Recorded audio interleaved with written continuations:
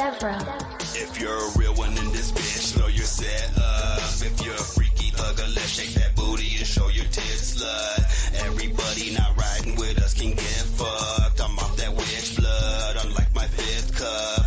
Everything we desire is always near us. I twist my wrist once, my whole clique gets crunk. We take you out to the alley and then you get stomped. I tried to tell you they wild into that southwest. Right here it is hell, right here it is pain, right here in the desert. The sun is to blame for all the people that died. The sun's been cooking my brains, and I don't know why, but I'm in love with living this way.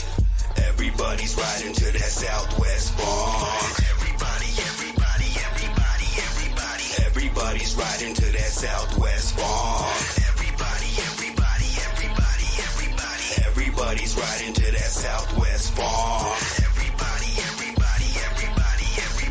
Everybody's riding to that southwest funk. You can try to hide at home, but there's home invasions happening. Arizona's known for jacking, not only saguaro cactus, border boys, heavy trafficking, bandages, bloody napkins, and packages filled with uncut crack. I'm the one that's rapping them. If it's funkin', it's wartime. I'm standing front line in the battlefield with a Mac drum, so I'm positive that I'm the one that's clapping them. Call murder my passion, but don't call me if you need help. Just close your eyes, let go of it all, and just bleed out. Here it is hell, right here it is pain, right here in the desert. The sun is to blame for all the people that died. The sun's been cooking my brains, and I don't know why, but I'm in love with living this way. Everybody's riding to that southwest funk. Everybody's riding to that southwest funk. Everybody's riding to that southwest funk.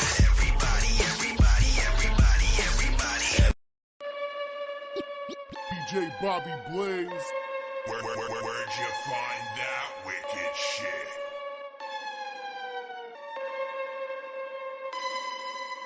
Daughter of the wicked shit. Daughter of the wicked shit. Daughter of the wicked shit. Born out of this world, something different. Cut out the womb with a hatchet on some wicked shit. Mama didn't want me, daddy didn't either. Both said I was evil, weren't down with the wicked shit. Put me in the basement with the wicked shit. Put me in the basement with the spiders and shit. Only homies with the wicked shit. Put me in the basement with the spiders and shit. Only closet till the day I found a disc man sit. It's the Weekly Wicked Web Show with TeamMUJ. Family united, not divided, let me hear you say. It's the Weekly Wicked Web Show with TeamMUJ. Family united, not divided, let me hear you say. It's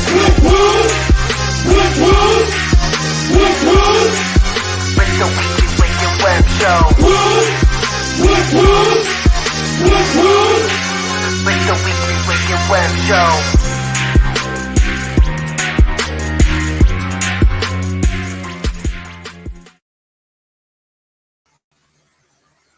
Yo! Oh, TeamMUJ in the motherfucking house. Jiggy, right now, bro, I'm getting big fucking Candy Wamby stream vibes going on over here, dog. I'm at the house, you're at the house. I don't know if Prez is popping up on his crib or what, but this feels really weird. But hey, shout out to everybody in the chat already. It's the Weekly Wicked Web Show. We had to make it work, dog. You know what I'm saying? I didn't even know if I was going to be back in time, but my niece's thing ended like hella earlier than I thought. So I was like, all right, good.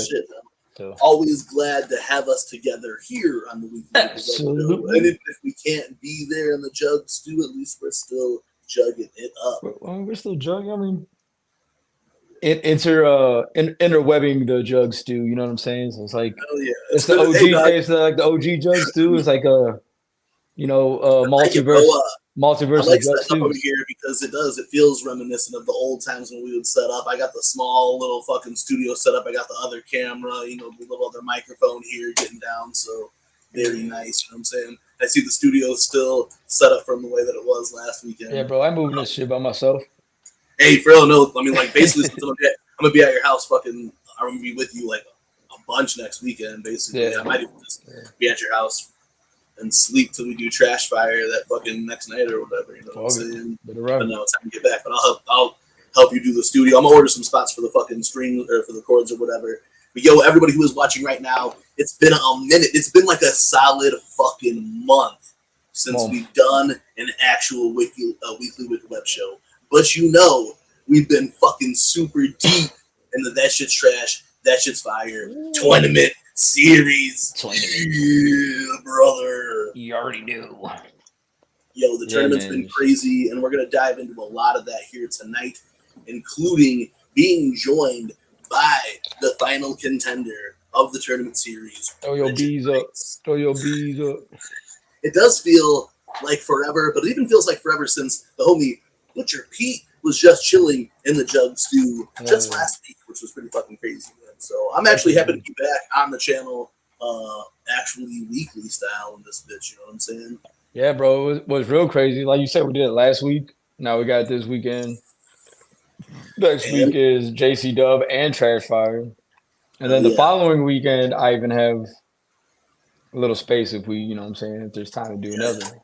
Oh yeah, but like I think we're gonna dive into a little bit of that tonight then too, about the schedule here on the TeamMUJ networks. But the show is just getting started. You know what we do around here. It's been a minute, and even since the last time we were on the Weekly Wicked Web Show, Anamoya's dropped, and Ouija Mac is online saying once this track gets to 100,000 views here on YouTube, we'll get a new video or something special. You know what I'm saying? So right now, to kick up the show, we're going to play the video single for Graveyard off Anamoya. Let's get this shit going. Share it around. Tell your friends. TeamMUJ is in the motherfucking house. Yeah. Tonight here on the Weekly Wicked Web Show, brother. Oh, he said brothers. He got the championship belt. You see that? You like that, bro? That's what I'll be pulling my beers out of the rest of the night. You really nice. Modelos, bro. Right, I got the fridge. No, I hear you, bro. I had to compensate. You know what I'm saying? I don't get the jug fridge tonight. Here we go. Graveyard ship. Yo, share it around. We're about to kick off the Weekly Wicked Web Show tonight. Here.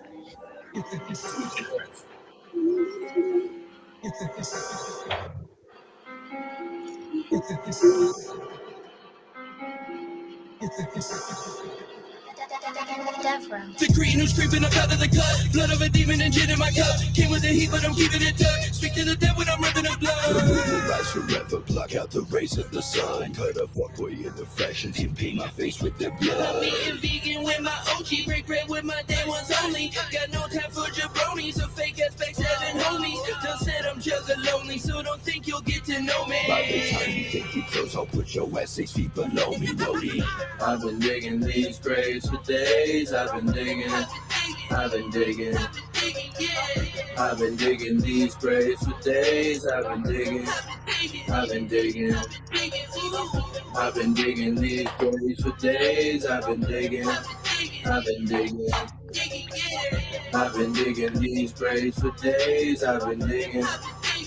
digging.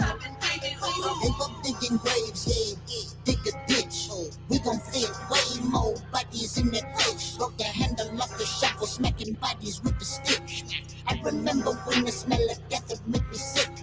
But I'm so much better now. C-17 swagging now. Silence that are wrecking now. What they think is working now. Yeah. And them bodies piling up, digging holes in the moonlight. Then we fill them up. I've been digging these graves for days. I've been digging these graves for days. I've been digging these graves for days. I've been digging these graves for days. I've been digging these graves for days. I've been digging these graves for days. I've been digging these graves for days. I've been digging.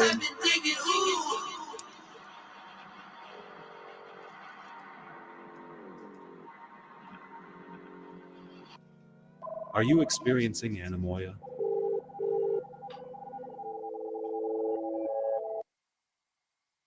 Yo, I was experiencing Anamoya like you said, bro. And the time passed, and there's old jugs too, and the new jugs too. Straight up, bro. Hey, bro. That's The the fucking. Anamoya. Hell For yeah, the time we dog. once knew that we never knew. Dog, it felt like, because I'm set up, and I'm not even set up like how we would normally set up, but I'm set up a way that we had before. It just felt real nice to be set up because it just feels nice to be able to do this no matter where we're at. You know what I'm saying? Yeah, I feel absolutely, like bro. when the pandemic happened, we adapted. I'm only one beer in, Mikey. Don't count your blessings, dog. He was nice today. Oh shit. Hey, bro. Hey, Jiggy was on some mean shit. Hey, he was on mean shit to me last time that we were on the stream though too, dog. He was mean to me. Listen, you know what I'm saying? Let's get to that. Let me get some some not apologies. I don't want to apologize because don't go on your apology tour because I'll make fun of you like when Strife did his. So no, mine's not an apology. Mine just like hey, he was I was on demon time, dog. I can't help it. That was shit got wild, bro. Hey, he reminded me of my pops. When I get to my pops is already wound up. Like my pops already been down at the bar, drink a few Modelo tequila shots or some shit already. Because Jiggy was hot though. But hey, I understood because it was mad important because it was that shit's trash, that shit's fire. The fucking finals of that. Listen, hey, I don't want to clear that up too. I was not mad. I was not mad at Frankie Goldie. Okay, that just happened to be the focus of the demon at the time. Right? Frankie Goldie's my guy. I love Frankie Goldie. No, because Frankie Aluminum, you was saying? I did call Frankie Aluminum, but that's Goldie, man. Dog. I never disrespect the Golden God, dog. I love that cat. So don't get it fucked up, all right? Dog, he was to back up Frankie Goldie. He was mean to me though too, dog. He was yelling at me throughout the show. He was like, "Play the track, Bobby. Just play the fucking track." No, when real demon time kicked in was when I went to JuggTalk afterwards with Mike. Dog. No, for real, dog. Straight up. Crazy demon time, and I rewatched that because I couldn't rewatch Trash Fires. It was super long, but then I realized how long I was on JuggTalk with Mikey and them, and that was super long. So I was just on demon time for a long time. And it was wild because that was Jackie. That was a sample of Jackie Fresh, like almost not as to a high extent, but that was no alcohol though. It was just beer this time, but just beer. You would have had a couple of shots of that. You would have been. Yeah, if I had a couple of shots, I would have been canceled. No, I love the shit though, and like I said, his energy fed into what was an incredible night. On That Shit's Trash, That Shit's Fire. And I felt like his hypeness was that. Here, he was also dealing with me, Nick, Prez, and JR, who were consuming in the 420 activities, you know what I'm saying? That's so what it was, dog. We were super chill, and Jiggy's over there like, no, fuck y'all, fuck this, fuck that, fuck Frankie Aluminum, you know what I'm saying? But hey, regardless, that shit was gas as fuck. JR was in the house, dude. That was gas as fuck, man. It was y'all smoke fucking billowing into my lungs, and that's what fucking created the demon, dog. If that's what angered you? Yeah, that's angry Jiggy, because like I didn't get like high, but I got that contact fucking demon. I got that smoke demon. It was 420, dog. There was hella shit up in here. Hey, it was tight though because afterwards there was like a whole you were on JuggTalk over there, like on the side, and then me, JR, Prez were bullshitting over here on the side. Then Nick would come over from JuggTalk over us and talk with us and go back over there and talk with you. That was a really good night on some Jug shit then too, man. Like again, shout out Nick Bazaar, shout out JR. Nick Bazaar, he brought that dip again and it was fire. But bro, those fucking cookies were were just like the best cookies. Dog, you know, I'm a cookie connoisseur. I've had cookies everywhere, you know what I'm saying? I like them all. That fucking cookie was one of the best cookies, especially homemade shit. That was one of the best cookies I've ever had. Shout out Nick Bazaar's cookies. Hell yeah. What I was telling Pink about them cookies about Jordan, dog, that I ain't never had a soft Oreo like that without dipping it in the milk. You know what I'm saying? Yeah.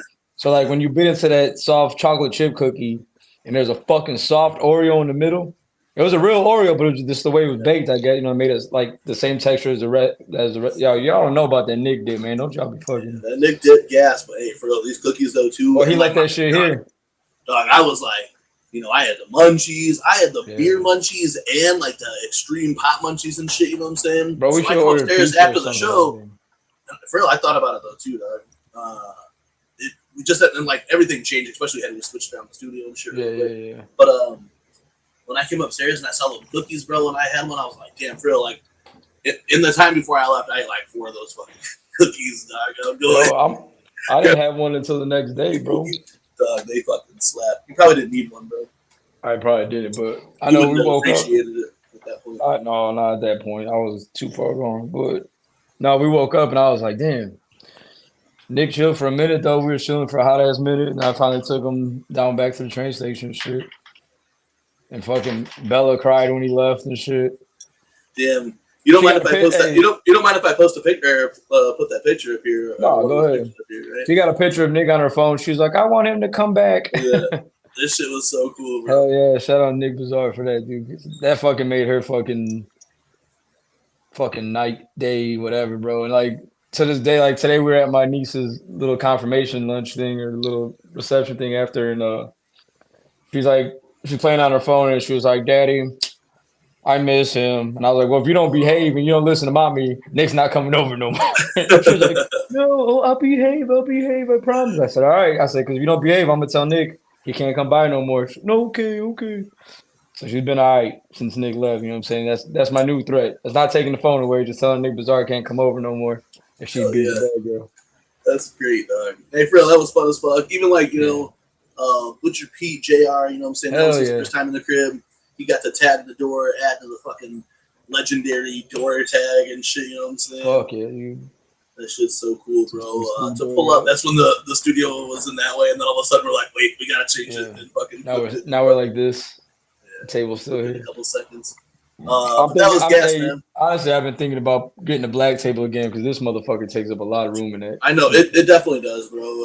I just wanted to have space on it. Like I said, when I come there next week, we need to do some like evaluating. We'll look at the studio, see how we can rearrange things. I mean, it's actually nice like this too, because where the TV's at in that corner now is dope. I mean, we got this background too got the green screen shit dish, whatever. We'll figure it out. We'll make it happen. Let's just paint that wall and put those pictures up over the wall, bro. Dude, I'm down. Paint the wall green and just put the fucking pictures back up over it. You know what I'm saying? Then all your dope shit could be. We could put some kind of just like. We won't need green screen at all. Yeah, just be some couple gallons of green paint. Yo, hey, shout out everybody in the motherfucking chat right now. Again, man, much love to the motherfucking Juggalos. We are super hyped here. Not only are we getting ready to finish up this year's That Shit's Trash, That Shit's Fire tournament series, but next Friday we will be making another trip to fucking Ohio. I meant to say that with more enthusiasm. Another trip to Ohio to see JCW. I don't want to say JCW Wrestling because that fucking is it's the same thing. JCW Sports Entertainment. That's why I actually cut it off from the top there because it said JCW Wrestling. But yo, JCW Lunacy going down at the Newport Music Hall Friday on May 3rd. May the 3rd be with you. Yo, I'm super hyped about this. Anyone who's going to be there, make sure you say what the fuck is up. I think we'll definitely have 2 of the limited edition pins. I was just thinking about it. We have 400 different items already.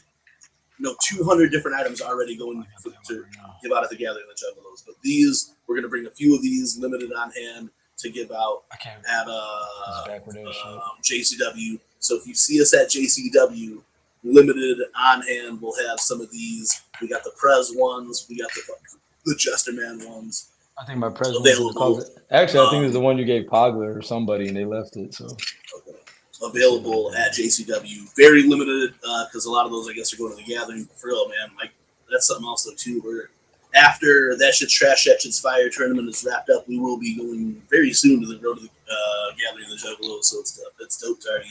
I feel like we're already like on top of something. We would have been in Ohio 3 times, or by the Gathering, it'd be our 3rd time in Ohio. The first 8 months of the year or whatever. I swear, dog, and even when we were eating at Bob Evans, leaving Juggalo, Ohio, too, we were like, damn, we probably won't be back in Ohio until August or whatever. And here it's fucking just May. Maybe. So I think that's pretty dope. But man, so like I said, I know a lot of people are going to be out there. We're going to be out there kicking it, you know what I'm saying? Check the MUJ Instagram channel if you want to go see some of the live matches, if you're not going to be there. Like I said, pull up, though, and say what's up. come kick it. We already know a bunch of the Jugs are going to be out there kicking and shit. Yeah, I know the homie Josh Klein's been following us. He's going to be up there. Homeboy Chinatown Eli Ling, he's going to be up there. I talked to him on some scroll keeping shit. He had hit me up about some scroll keeping shit.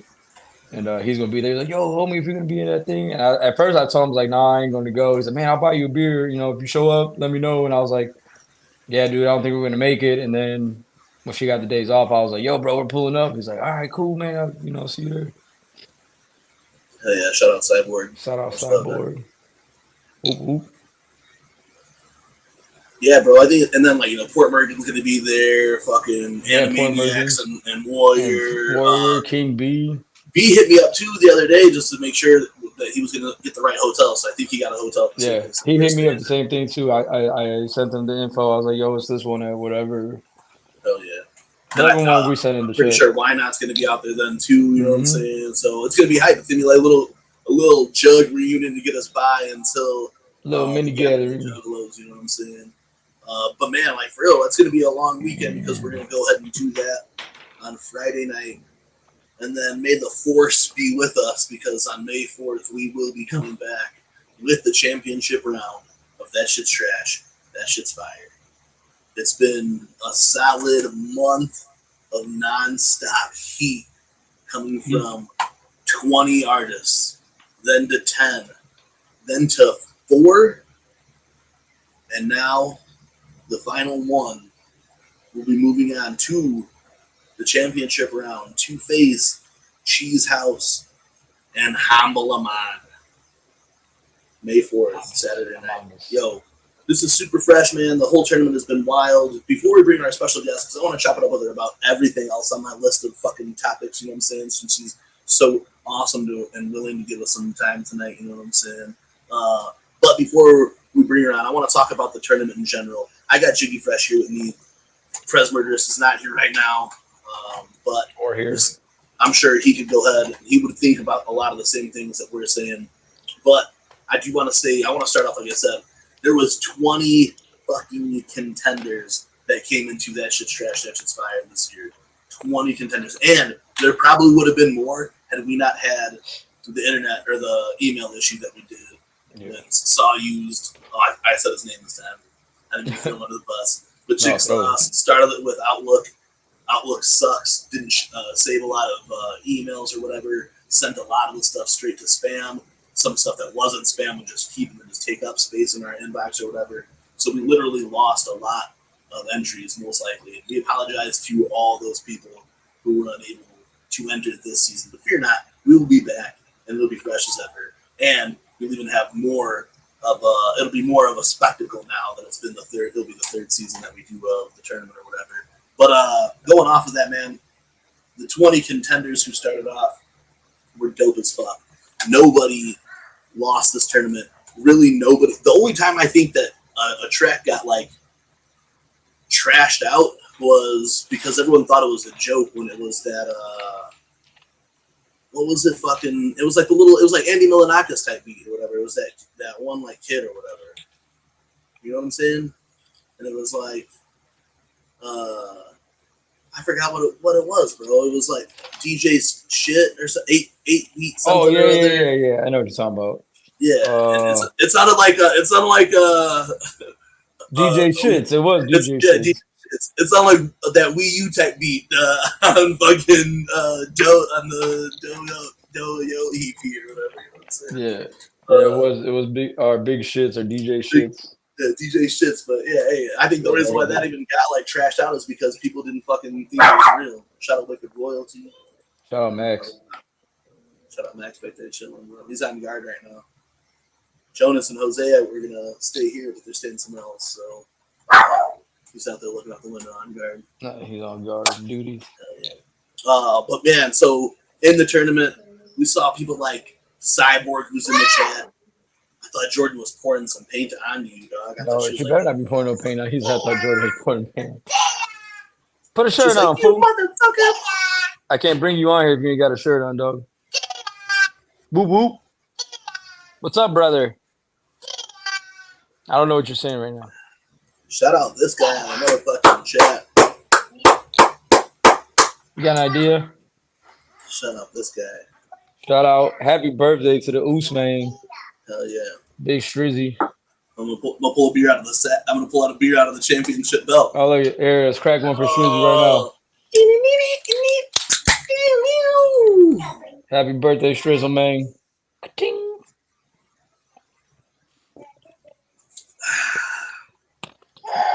May your naps be plentiful and your tummy be full. The Tomatonga of the underground. Well, yo, sure that. You hear? You want to say what's up to the judge? Say what up, though. Oh shit. So whoop whoop. That's mine. Say whoop whoop. That's mine. Beer's out the belt. You know what it is. Real championship shit. Okay. Yeah, shout out Warrior in the chat. See you next week. Oh fuck. Oh, kayfabe broke.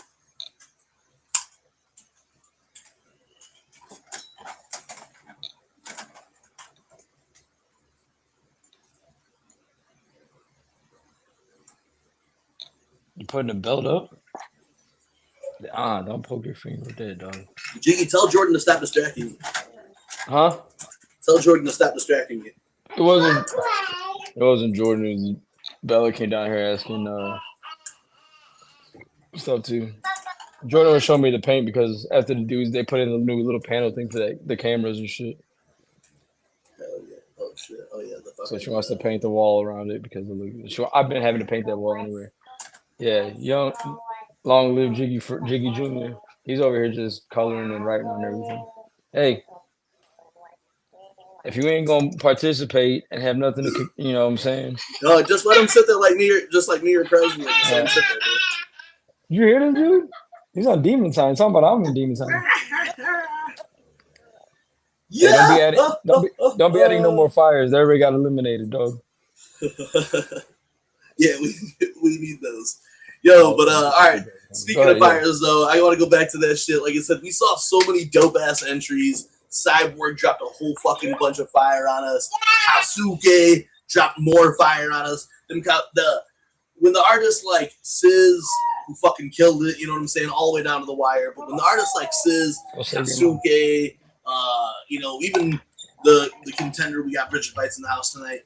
Shooting those videos last minute and getting them out like down to the wire was cool as fuck. That's one of the things that I love about the tournament as well, is that it brings out so much creativity. When people are working down to the wire to not only get their tracks done, but to get their to get videos done and get videos out for it as well. You know what I'm saying? So I think that's super fresh. So shout out to everybody who did that. Like I said, there was no losers because there was so much freshness that got entered into the contest this year, man. So shout out to everybody. You know what I'm saying? Hell yeah. Everybody did kill it though, man. I was hype about this year's trash fire, dude. I think this one, like I said, I'm looking at the sheets from over the past few weeks, and there's like, the fires are just racked up, dude, like crazy. Like even from the first rounds, like I think the highest first round was like 25, and on so on, you know what I'm saying? 23s in there, some 14s, 22, 17. There's high ass fires in the first round that, bounced around, and then the next weeks after that just got higher and higher. 39, 30. Out, bro. The likes were going, the fires were going crazy. And I feel like a lot of the people that entered,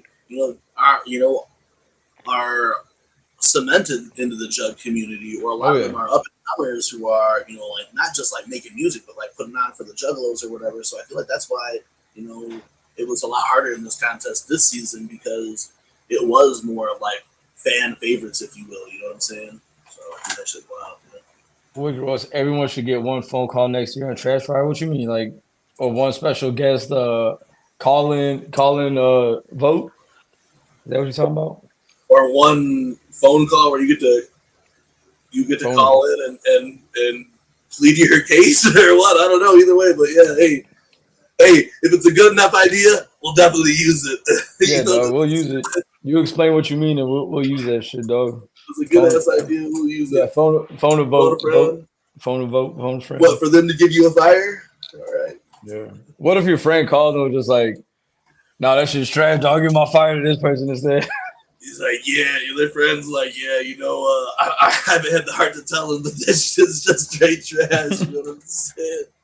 Damn, to fucking set them up. Be a lifelong if you send like a lifeline. If you send, hey, but that's why that's why it's also important. Like on the before the first episode, I didn't message everybody or whatever, and this time we'll always stay ahead on the emails or whatever. But that's why every episode after the first episode, I message everybody who's competing to let them know, hey, look, you guys got to send this, you guys got to send that, or whatever. We usually tell them to send 3 songs, usually from the beginning. I think this time we were only doing 2 songs because we were trying to only do 2 rounds per episode or whatever. Yeah. But I mean, the thing that got crazy with it too was there was a lot of ties, man, because there's so much fire. Like a lot of these people tied up are, got the same amount of votes and shit, and are just fucking. It's like, hey, we either need another track or we're gonna play them back, and maybe the votes change or there's more people in the chat to help take it to that next step. You know what I mean? So yeah, I mean, it did get crazy. Like I said, I'm looking at 2 different notebooks that got like hella shit in them, and I'm looking like, damn. Ties here, ties there. There's fucking shit's everywhere. We got all the sheets from this year too. So I love having the sheets, man. Maybe eventually one day, we'll do something with them, I don't know. But, it's cool just to have them, and it does help us keep track of how things go. Right now, on the TeamMUJ YouTube channel, let me see if I can link you guys up. It's a private playlist for now, but I have. Let's see what we got, G. We got 14 videos in this playlist here. Just from Trashfire? Yeah, it's a Trashfire playlist that we got put together on our thing. I just don't. It's private right now, so I'm going to make it unprivate so that we can share this, and then I'll drop it here into the chat for everybody. But like I said, we want to do more of this and putting playlists together, whether it be on, what's it fucking called, Spotify. But I feel like with the videos that come in here, it's super fresh because you get to see the videos or whatever. So almost every one of these has like a little video with it. Speaking of Spotify or SoundCloud, I received a DM asking me if Carnival was going to be out on Spotify. I said, I'm not sure about Spotify. You might be able to find it on SoundCloud. I don't know how you're going to upload it, if you're going to upload it anywhere other than YouTube. But I did receive the DM. I'm dropping in there is, all right, like really, my original plan was to like try to do like an official release for it or whatever, like put it out, on all streaming sources or whatever. That's just how it is or whatever, but there is a SoundCloud link. I'll look into getting it out somewhere else or whatever, but I think it's going to end up just being part of a full project that will come out eventually. Yeah, for sure. But now, like, I just wanted to let you know that someone did ask shout out about it. Shout out to whoever DM'd you about that. Like I said, it was actually homeboy and his wife from South Bend. 2 scoops and space cakes. It's available right now. Suck my kiss chick.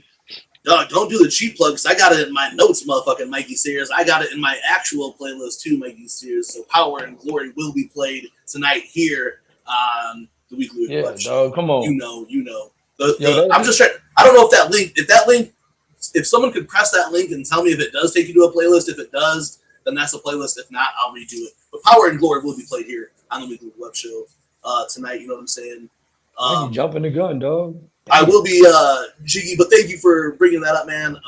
On the SoundCloud, I believe it is available for a free download on SoundCloud. You can find that link through the description. As a matter of fact, before we bring our special guest and continue this talk about That Shit's Trash, That Shit's Fire, all the dope ass music that's dropped, and so much more, I'm gonna play Carnival since Shiggy brought it up. It's like, my homies, like I said, bro, I don't know, I make a lot of these fucking mixes or whatever, and most of them never fucking get released, most of them never get played because I'm just a fucking weirdo like that or whatever, you know what I'm saying? Oh, here we go. It is true though, you know that shit. I'm talking about Mikey. He said Jiggy always be mean. Jiggy loves you. Jiggy loves you so much, bro. I do, dog. He just a hater. If Jiggy wasn't mean to you like this, I would think something. Something's up. Yeah, look at the people. If Jiggy's not mean to people, I'm trying to tell him. Motherfuckers don't. I have to let you know that. I've known this motherfucker. Obviously now. Fango, here you go too. Don't you? There's photographic evidence. I've known me and Jiggy have been friends for over 20 years now. If he's not mean to you, he doesn't like you. I think the same goes with Frankie Goldie then too. I don't know. Yeah, you know what I'm saying. That's why me and Frankie get along so well. But I am gonna play this Junta Carnival. You know what I'm saying, and then we're gonna bring our special guest Brigid Bites into the motherfucking platform. But yeah, man, this is one of the ones that made the pass to get put out. I fuck with it. The homies were fucking with it, so I want to put it out. Bro, I'm getting old. I can't see shit no more. I gotta like lean into these shits now. Either that or Modelo. Both of them. Both of them. But yeah, before we bring our special guest, I'm gonna run this motherfucking Junta. Hey, look, dog, and don't hold back. You guys sound off in the chat. Is this shit trash or is this shit fire? And then run this up for me right now. It's already doing really good, and I appreciate everybody who's fucking leaving comments, sharing this shit anywhere or anything like that. For like I said, MUJ was like, I don't ever want MUJ to be like my platform or whatever because it's the Jugs platform. So thank you for even fucking with anything that I do put out. Much more than that. Oh yeah. Impossible. I did the impossible. Juggaholics, bitch. Damn, Jug, where'd you find that wicked shit? Real Jug shit. DJ BobeBlaze.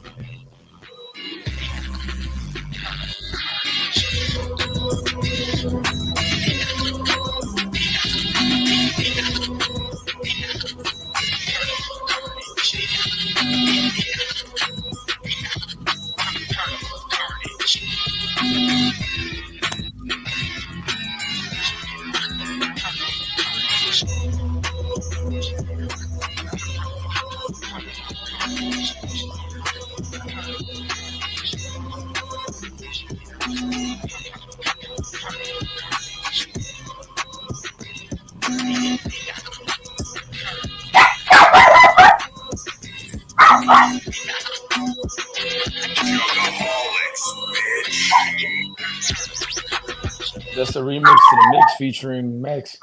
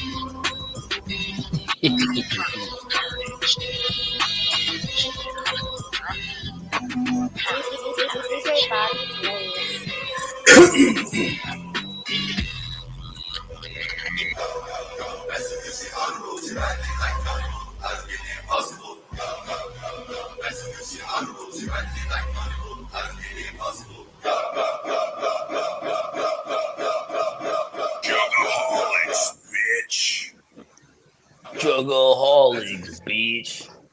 Bitch. Yo, shout out to everybody who fucks with that shit, man. Shout out to Sal for precisely calculating her intros when she smashes through the wall and doesn't get any drywall into the Modelos. Yo, I got brick walls down here, so Sal's a beast. Hell yeah. But, much motherfucking love, yo. And right now, in the green room, we have the last contender of the That Shit's Trash, That Shit's Fire tournament series. First, there was 20. Then there was 10. Then there was 4. Now there is only 1. And she is here with us tonight. You know her. you love her. And unless she kicked you out of the tournament, you might hate her. Here it is, the one and only Brigid Bites.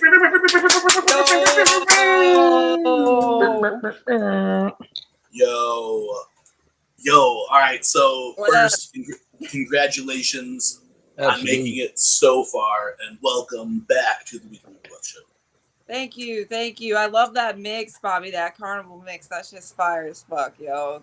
Yeah, thank you so much. Yeah, thanks for sharing that, and happy to be here as always. What's up, fellas? What up? You know, it's Saturday. We chilling. You know what I'm saying? You know the vibe. But hell yeah. Hey, but speaking of that mix though, too, I have the DJ BobeBlaze trap that's in there, and albeit how much that trap is dope as fuck to me, I would really kind of like to replace it. You know what I'm saying? And I need multiple traps. You know, so if you'd be ever down to record a couple, I could send you a couple of scripts so that you could record something for me. You know what I'm saying? Fuck yeah. Whatever. Yeah, send me anything. Dope. Of course. So we have a lot to talk about here tonight, Brigid, and I wanted to bring you in while we talk about it. Shaggy Fresh. You know, it's been, like I said, it's been a month since we've been on the actual Weekly Wicked Webshow, and in that time, Ouija Mac and Darby O'Trill dropped Animal. Yeah. And we really haven't had much of an opportunity outside of a couple minutes during Trash Fire last weekend. So I kind of want to talk about it here a little bit while we're on the Weekly Wicked Webshow. It's been, you know, a solid 2 weeks since it's been out, or 3 weeks even now since it's been out. Shout out to the chat. Everybody in the chat right now. Don't wait for anybody else. Start listing off your favorite cuts. Jiggy Fresh, while I pass it over to you, please talk to me a little bit about Animal. Favorite cuts? I think I said it last week, and I know I've said it online, but the track that stood out to me the first round I heard it was Need to Kill Someone. That shit, you know what I'm saying? It starts off with the dead tones. You got the guitar, you got the singing vibe to it with Ouija, you know, starting it off and shit. Worry Warts, got some hard verses in there. Oh yeah. Some quotables, you know what I'm saying? Dude, I don't know, man. Just that I know we talked about it on JuggTalk with Mikey and shit. We talked about it amongst ourselves. The shit changes. Like my top 3 or whatever have changed damn near every time I listen to that record, because there's something. Yeah, even 3 weeks in now or wherever we are. You still catch shit like, oh damn, yeah, Death of the Summer, the tight one. You know what I'm saying? I feel like the Trees. It was like a guarantee. It was off the top. I think Trees. Yeah. I was watching back through some videos even just last night. You know, when You Were Dead. You know, Violent J, Ouija Mac, or whatever. Now having Darby edited, J, Ouija Mac. You know what I'm saying? Shaggy Airhead, chunk cut still at the end, whatever. I don't know. It's up there with all-time legendary classic Juntas forever will be fucking fucking the Trees, you know what I'm saying? They the fuck about the wood. The way that Darby ends his verse, and the way that Jay ends his verse with that repetition or whatever, repeating what they say, I think it's super fucking fresh, bro. I really now want a Darby and Jay track, just Darby and Jay. Yeah. Of course, bro. Like some storytelling shit. I think that's still coming, bro. Like, yeah, because Darby's storytelling. Yeah, like Jay is forever like a goat for the storytelling shit. But Darby's on that same tip, dog. Darby can tell the story like no other. You know what I'm saying? So, I would love to see that myself. Yes, Animal is another dope one. Animal, bro. I said this a while back. I think Dev had posted what are your favorite Darby ad-libs or whatever, and I was like, outside of ad-libs or whatever, when Darby hits you with the na-na-nas, you know it's going to be a classic, dog. It's going to be Anamoyan starts na-na-na, dog. You know already it's going to be a fucking slapper. You know? Bro, that was another one. Instant that was another one on the first playthrough. Exactly like you said, bro. When you hear them na-na-nas, you know, like, oh shit, here we go, baby. Buckle up, because it's going to be a good one, you know? Yeah, you know it, dog. It's so fucking fresh. So yeah, Bowling Balls Part 2. Fire. Dog, Thank you for saying that. And it was funny because Jiggy was the first one that said it. Jiggy had said it in the group chat, and like it's well known. I'm gonna say it right now and hope that we don't like my equipment don't die like I said it when we were going live that one night or whatever. But I'm well documented that I'm really not a fan of bowling balls. So outside of the fucking video, I'll fuck with the video, but I'm not a fan of bowling balls or whatever. So for them to do Nugget bowling and have like a bowling balls 17.0, dog, this is my favorite fucking song, bro. This is like one of them up there, like you know, I have a whole list of favorite songs or whatever, but this one's definitely up near the top for how fresh it is. The modern bowling balls. It's a bowling balls that I am happy to bump. You know what I'm saying? I threw up an Animoya video of Jiggy commentating me doing some backyard wrestling, and in the background you hear Nugget bowling like it's part of the video, and I thought it was just so fresh how I was, you know, added into the video or whatever. Bro, that shit was crazy. Just because it's such a dope track, you know. Fucking Baracho, Nacho Taco, and the motherfucking Mad Paperboy. Dog, Baracho, Nacho, Taco. That shit is so fucking crazy. At one point, he went by Resin Tooth because we had got done smoking before a wrestling match, and he had resin on his tooth. He's like, my new gimmick's Resin Tooth. I was like, yo. Shout out the homie Big Mo, dog. Shout out homie Big Mo, dog, down in Texas and shit. Bro, that video was like, because you didn't even, you know what I'm saying? That dog, I should have popped up. Like you didn't dog, even send you should have sent that chat. to him, bro. I should have sent that to fucking Mo. I didn't even think about that. If he's still on our fucking Instagram, I know he's either on Instagram or he's definitely still on Facebook, I think. Or I know I got his what's her name, Sav. You should send him that shit, dog. Fucking if you got him. I would have to pull it up and fucking send it to him, dog. But that shit was hyped, dog. Like it was just crazy because like you didn't even post it in the group chat, dog. It was just like it woke up in the morning, you know, in the day, and I was like, "Yo, narrated by Jess. What the fuck is this?" And I was like, "Oh shit, dog! Like fucking super like." Fucking nostalgia throwback, fucking damn dog, I missed them days type beat. For real, bro. And I'm looking at shit, I'm like, dog, what shoes am I wearing? What shirts are we wearing so I can like get a time frame? It had to be like 2003 or 4, you know what I'm saying? Yeah. I was trying to peep Mo's shirt because he had the shirt over the clown suit.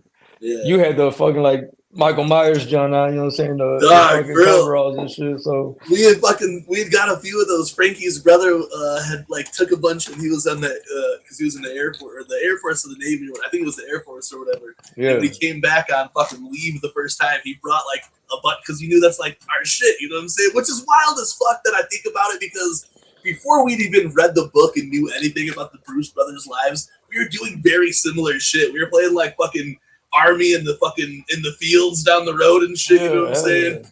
Our own feats of strength or whatever. But that's why I had that jumpsuit to begin with, because Frankie's brother had brought him back, and I was like, dog, I wore that fucking jumpsuit all over the place like a fucking straight up scrub during that fucking time.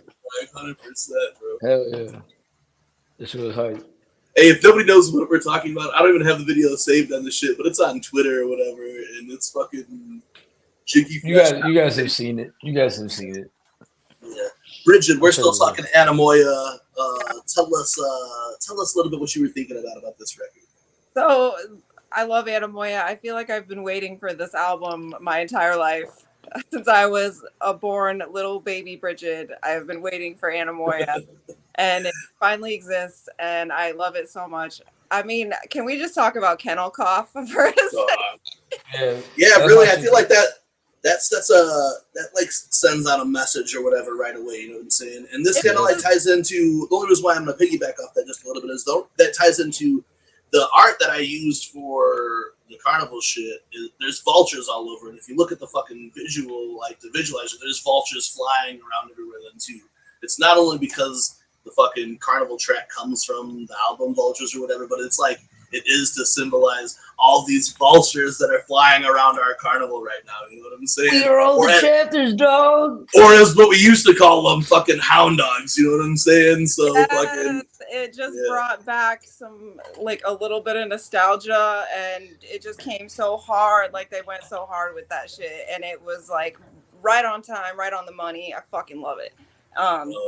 I feel like they step each other's game up. Like, I really feel like they have a great camaraderie, and they also push each other to like be their best. And I think we got to see the best of Ouija Mac and the best of Darby O'Trill on this album. Absolutely. And even Dev too. Shout out, on Dev. Yeah. Dev, Shaggy, bro. Like, for real, that like even that last track that's on the album or whatever. Let's not forget about them guys, because Dev's production on his album was fucking crazy. Like the beats for like Dark Waffle House Warlocks, dog, bro. That shit, that is like an old school slicey fucking P beat, bro. The flow on it, then too, the way Darby goes off on the flow, then is fucking crazy as hell. The Dark Moon Talisman though too, that's another one that is just like a super dope old school style fucking track or whatever. Ouija and Darby both go hard off it, like you were saying, and I know we've been saying them too. Like they complement each other so fucking like so great. Like and even like the hooks or whatever, like. Where like Darby could set up this fucking fresh ass hook that they could go off of or whatever, or harmonize on, like even with like Animoyans or even Kill Someone, bro. Like the way that Ouija really harmonizes on that shit then too is just like super gas. And I feel like Darby makes it like happen even more because they both can do it. Like we were saying on, I don't know what we were saying, I know we were talking about it, but like their style is really different, you know what I'm saying? But their subject matter is like almost the same or whatever, you know what I'm saying? They just spit it completely, like they spit it in their like different ways or whatever. To get them together, it doesn't like clash though. It's because they're spitting wicked shit. They're two juggalos spitting this wicked shit, but they're doing it in their own way, and then also going in with each other. And because they got the masters like Devereaux and Shaggy Airhead, who have been working with them for all these years already, can like fucking paint that fucking background so well for them. You know what I'm saying? Yeah, but Shoki goes hard as fuck though too. That fucking Shoki track, the fucking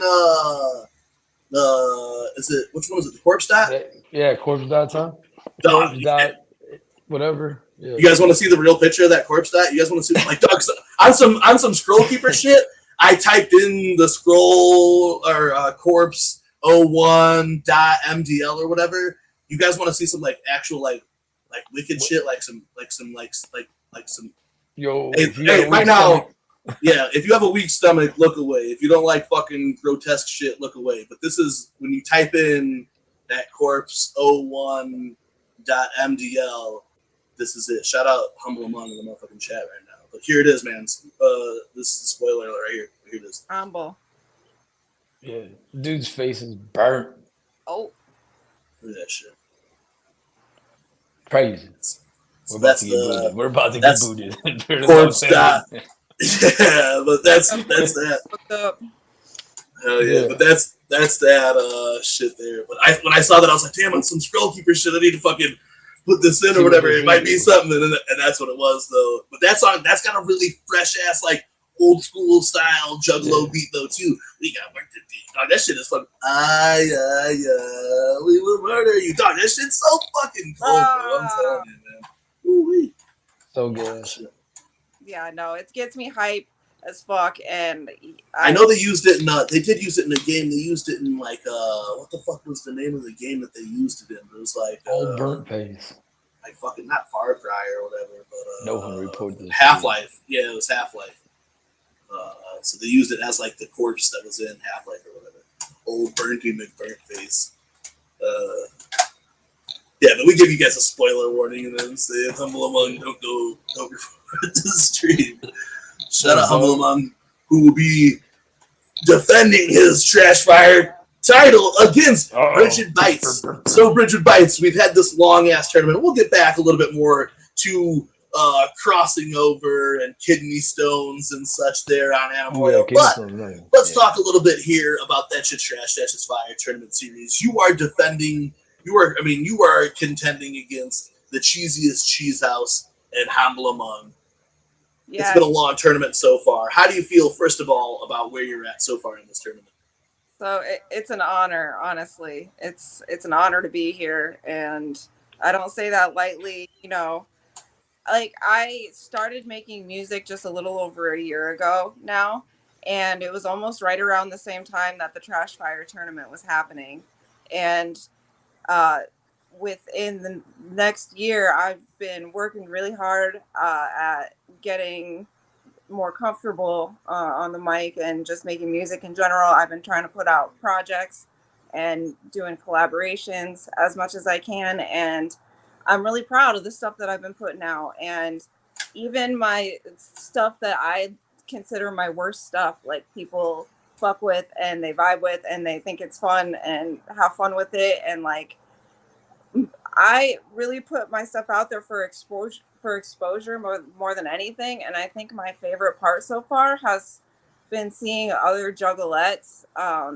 and like females in the scene loving my shit and like feeling it and feeling like they vibe with it on a personal level. And that's like something that was really important to me when I started. And so it's been dope. And as far as the tournament goes, man, like I'm just going as hard as I can, honestly, and just hoping for the best. And it's like, it's so dope that people are fucking with it because I wasn't sure what to expect.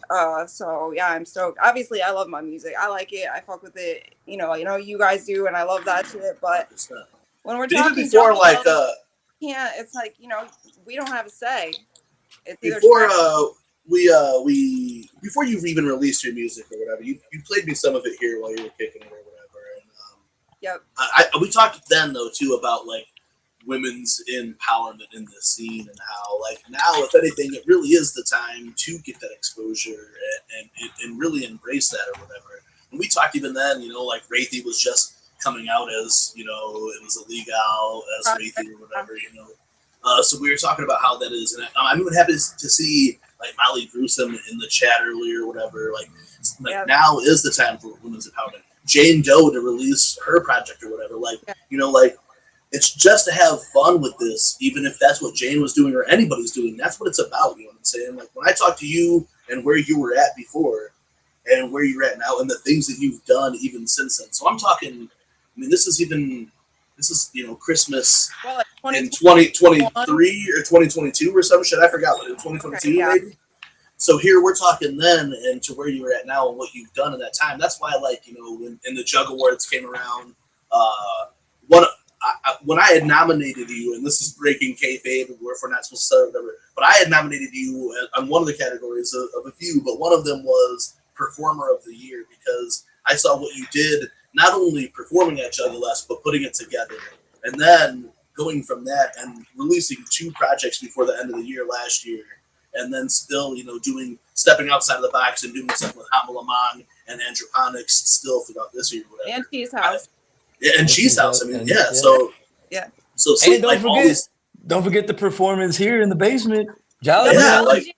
Yeah, so all these things that we've seen or that we've witnessed along the way have been really fresh. So I'm not surprised to where you're at. I know, Sean James or whatever said something about beating you or that Humble would beat you, whatever. But I think if you've seen how the tournament goes, nothing is. He said no disrespect, Humble, but Brigid is going to skin you alive. I don't want to repeat his comment or whatever. No, I'm going to say it because here's the thing: is Humble Among has a lot more experience and more tracks than me. I am still getting started here. Don't get me wrong. Humble Among is a earned and deserved champion. 100%. Absolutely. He is the reigning, defending, undisputed champion of the underground right now. Yo, next year we need to find like a belt, bro, that we can send to him, and they have to send it back. They can take pictures with it, you know what I'm saying? I'll give it back so it's at the gathering, and then after that, we start all over. And we need to make a fucking belt, bro. Because Jiggy's kind of already giving away the gimmick for next season, brother. You know what I'm saying? We need a belt, dog. We need a belt. These trophies are these Mount Vesuvius trophies, and the flames are hot. Hey, dog! Oh shit! On Twitter tomorrow, I'm gonna. I don't know if anybody else has seen it, but there apparently it's uncovered footage or whatever. But it was as Mount Vesuvius was going off. Where we got the flames from? Where we got the flames from? I'm gonna put it on. That's how this was made, because when that went off, this is. Scooped it up and forged it into. I can't even. I gotta grab the bottom and the fucking super coated flame mic. You know what I'm saying? Beautiful. Yeah. That could be yours, Brigid Bites. how do you feel about the pressure of going against someone like even Cheese House, but then Humble Among also? It's exciting to me. You know, I'm not gonna lie. I'm excited. I'm hyped. Like, I respect the fuck out of both of those artists, and I love their music. And we're all so different that I don't care who wins at the end of the. I want to win. I want to win, and I'm bringing my A game and my strategy and my fucking, you know, my thought process with it, of course. But any one of us winning would be would make me happy, because I think that we all bring our own like unique freshness to the table, and any one of us could take it, really. Whereas I think, like, you know, Cheese House has the chance to be the sleeper right now. Everyone's talking Brigid Bites, everyone's talking Humble Among, but are forgetting that Cheese House is there. I feel like, and I look at it, and everyone tries to say, you know, I try to say that, like, you know, we don't have like a horse in the race really right now. You know what I'm saying? We have to remain, you know, neutral. Yeah, we have to remain neutral in the whole thing. As much as I would like to sit here and say, how fresh would it be for Humble Among to have two that shit's trash, that shit's fire tournament trophies blazing on his mantle? How fresh would that be? He could do it. He could take it. But here in the underground, here on MUJ, here on the Weekly Wicked Webshow, that shit's trash, that shit's fire, we are big supporters of the underdog. The underdog story is amazing. The one you doubt is amazing. The one you think's gonna get skinned alive. The one you think's got no ammo coming into the game, and they take it from 20 to the 10 to 4, and now here we're going. So I think that says a lot about Brigid. Thank you. Absolutely. I said it too, man. I've been striving for excellence because I feel like that's what the Juggalos deserve, and that's what I want to put out. And so I hope that I come correct. I hope that I you know, step up to the plate, and I hope that it fucking, you know, I hope it works out. We'll see how it goes. Yeah, I'm really excited. We were talking earlier about videos being made, people coming down to the wire to drop a video for that shit trash that's fire. Not only did Kausuke and Humble Among work on stuff, Big Sis also shot his own out in the fucking wilderness, you know what I'm saying, doing his thing. But on the last episode, Brigid came down to the last fucking minute, sending us videos. I was panic texting y'all. Like, it was 7 p.m. on the dot when I finished editing that branded video. I think I was working on the branded one last. And yeah, like, I finished it down to the wire. I was sending it to you as you guys were getting the show started. I was like freaking out, sweating. You were already going to go last, so I think it was cool that, I mean, it did give you some time, but I think it's really, like, really fresh. It goes to show that, like, what this competition brings out in the Juggalos. We had said it earlier. We had said it about it. Like my one song is like a year old now or so, and, like, you know, it's been heard a few times, so I thought it would be cool if I could just bring a little extra flavor, like, even if it is just me dancing in my backyard, you know what I mean? Like, it's like, it's just bringing that extra visuals for the Juggalos. And I may not have like the best of everything, but I can use what I've got and do my best to like make something fun and fresh and to share. For sure. And that, you know, like, I'll take a song that I already love and think is fresh and just like try to elevate it a little bit for the competition. So that was also my goal. No, I like the creativity that you did with it, and I like how they got together and they look really fresh, and then you got to do, you know, something that does. It shows, like, you know, creativity. Here you look at the track and figure out what you want to do with it. 2 different fits and one, you know, and different styles. Do you mind if I go ahead and play one real quick? Sure. I'm gonna play Brandon then real quick. If you guys missed it on That Shit's Trash, That Shit's Fire, here's this video that Brigid put together for Brandon. With the Lucci mask too?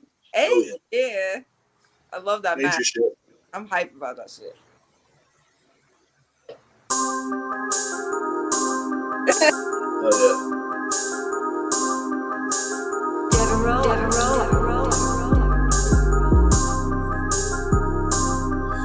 Shout out Brigid Bites. Style, so I bit her face.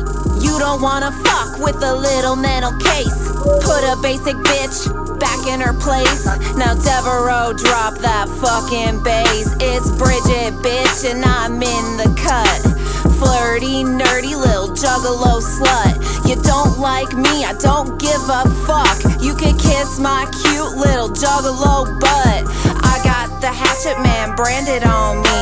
Brigid Bites, can't nobody fuck with me.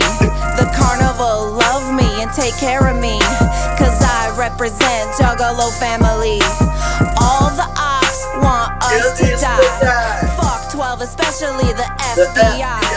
Juggalo strong, we multiply with our middle fingers up in the sky. I wanna see you move, wanna see you bounce. Turn up the heat, let's burn down this fucking house. I wanna see you move, wanna see you bounce. Turn up the heat, let's burn down this fucking house. I wanna see you move, I wanna see you bounce. Turn up the heat, let's burn down this fucking house. I wanna see you move, wanna see you bounce. Turn up the heat, let's burn down this fucking house. Yeah, that's what I like to see. Bring the bass back, bring the bass back, bring the bass back, bring the bass back, bring the bass back. I like painting my face up and dancing around to them haunted bumps and carny sounds. I hold it down for the underground. We do this for the culture, fuck your clout. Others pop champagne, we poppin' Fagos. Shake them all up, then we spray them hoes. Catch me wildin' at the ICP show, getting wet in the front rows. I got the hatchet man branded on me. Brigid Bites, can't nobody fuck with me. The carnival love me and take care of me, cause I represent juggalo family. All the ops want us to die. Fuck 12, especially the FBI. Juggalo strong, we multiply with our middle fingers up in the sky. I wanna see you move, wanna see you bounce. Turn up the heat, let's burn down this fucking house. I wanna see you move, wanna see you bounce. Turn up the heat, let's burn down this fucking house. I wanna see you move, I wanna see you JR, I need to see a picture of that shit. Let's burn down this fucking house. I wanna see you move, wanna see you bounce. Turn up the heat, let's burn down this fucking house. Yeah, whoop whoop. Yo, JR said he's got the fucking brand to send us a picture to the Midwest United Juggalos email. Hell yeah. I got that shit branded on me when I was 18 years old, motherfucker. Yo, young Jug on the streets. When Brigid Bites pulled up here at the crib, she had told me about the track and then told me like legit she is legit branded. I was like, absolutely. That's real Jug shit right there. So. Bro, you know, remember we talked about the brands? Hell yeah, dog. I've been wanting to do brands with the homies forever. I've been wanting to do just like 3 stripes, past, present, future type shit with all my motherfucking close ass fucking friends. You know what I'm saying? Actually, my boy, when Adam came back from oh shit, friends. Who's that? He said he just got these. Who that is creeping up the block? I'll let him get his stuff ready, man. But yo, he my boy Adam, our boy Adam, he brought a fucking X brand, a mini X. It's only like, you know, like this big or whatever. But he brought it from fucking Texas when he came up from Texas last time. He's like, hey, you know, you've always been talking about doing the brand. I'm like, hey, don't bring one if we ain't gonna do it. Dog, where does that fucking light bubble come up from? That shit's weird, bro. That threw me off for a second too.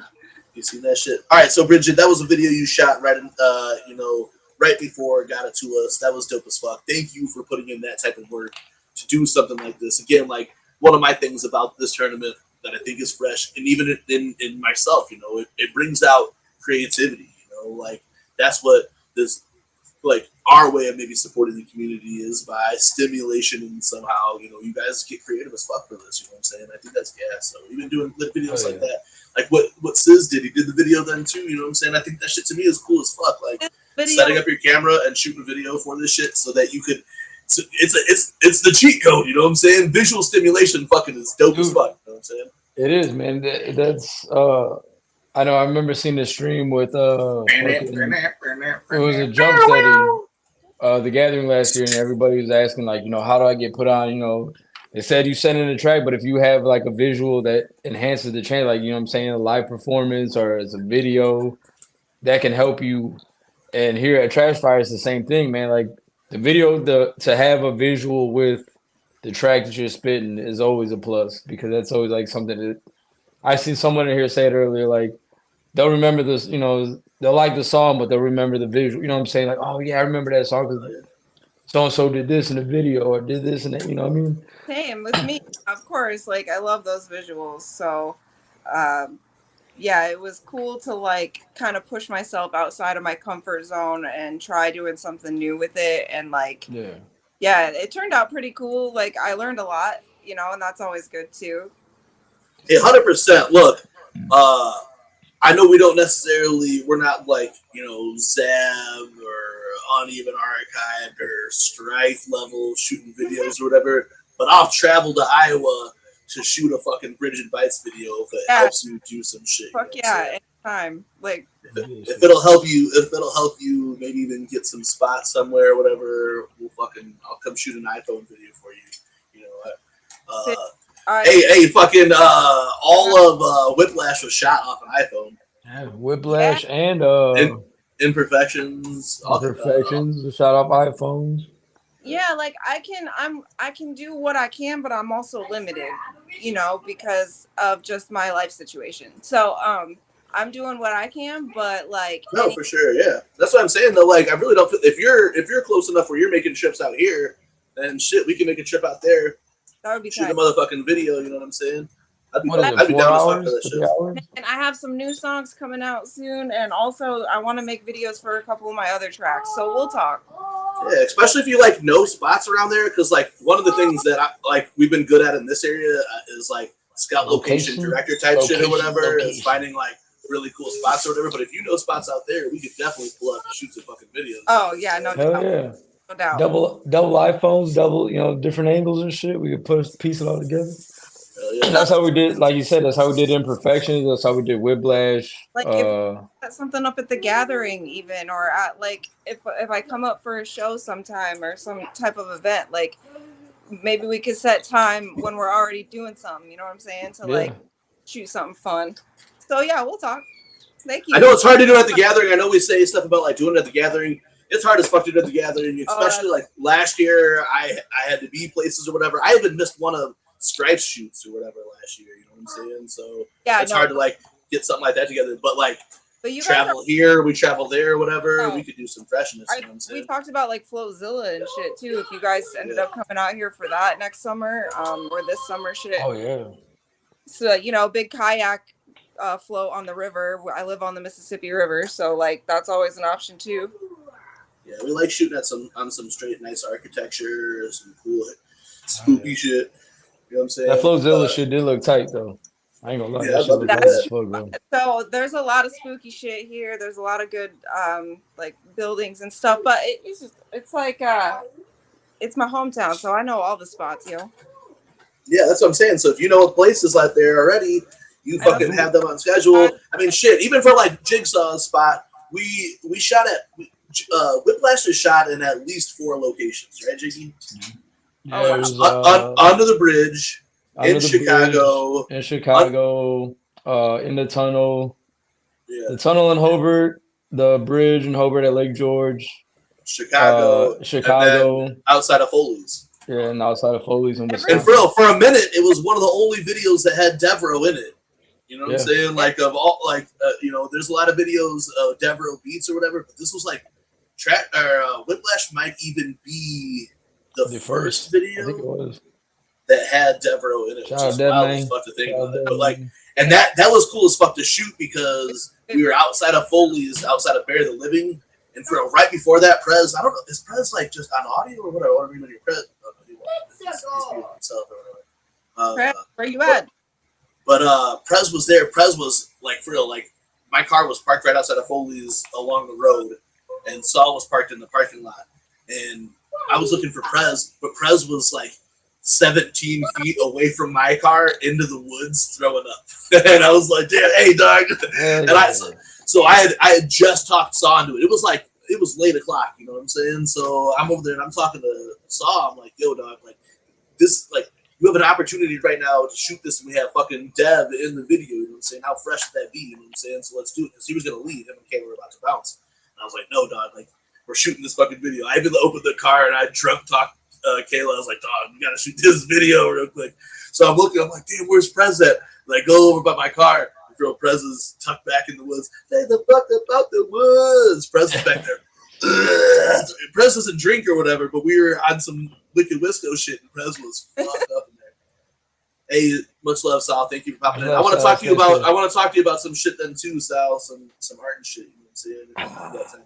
Yeah, because we need to get them other shits done too. Because I talked to Homeboy, but I haven't heard back from him after that. I got Mikey's pic he wants to use. All right, I'll grab those 2 other pictures for you then too. What?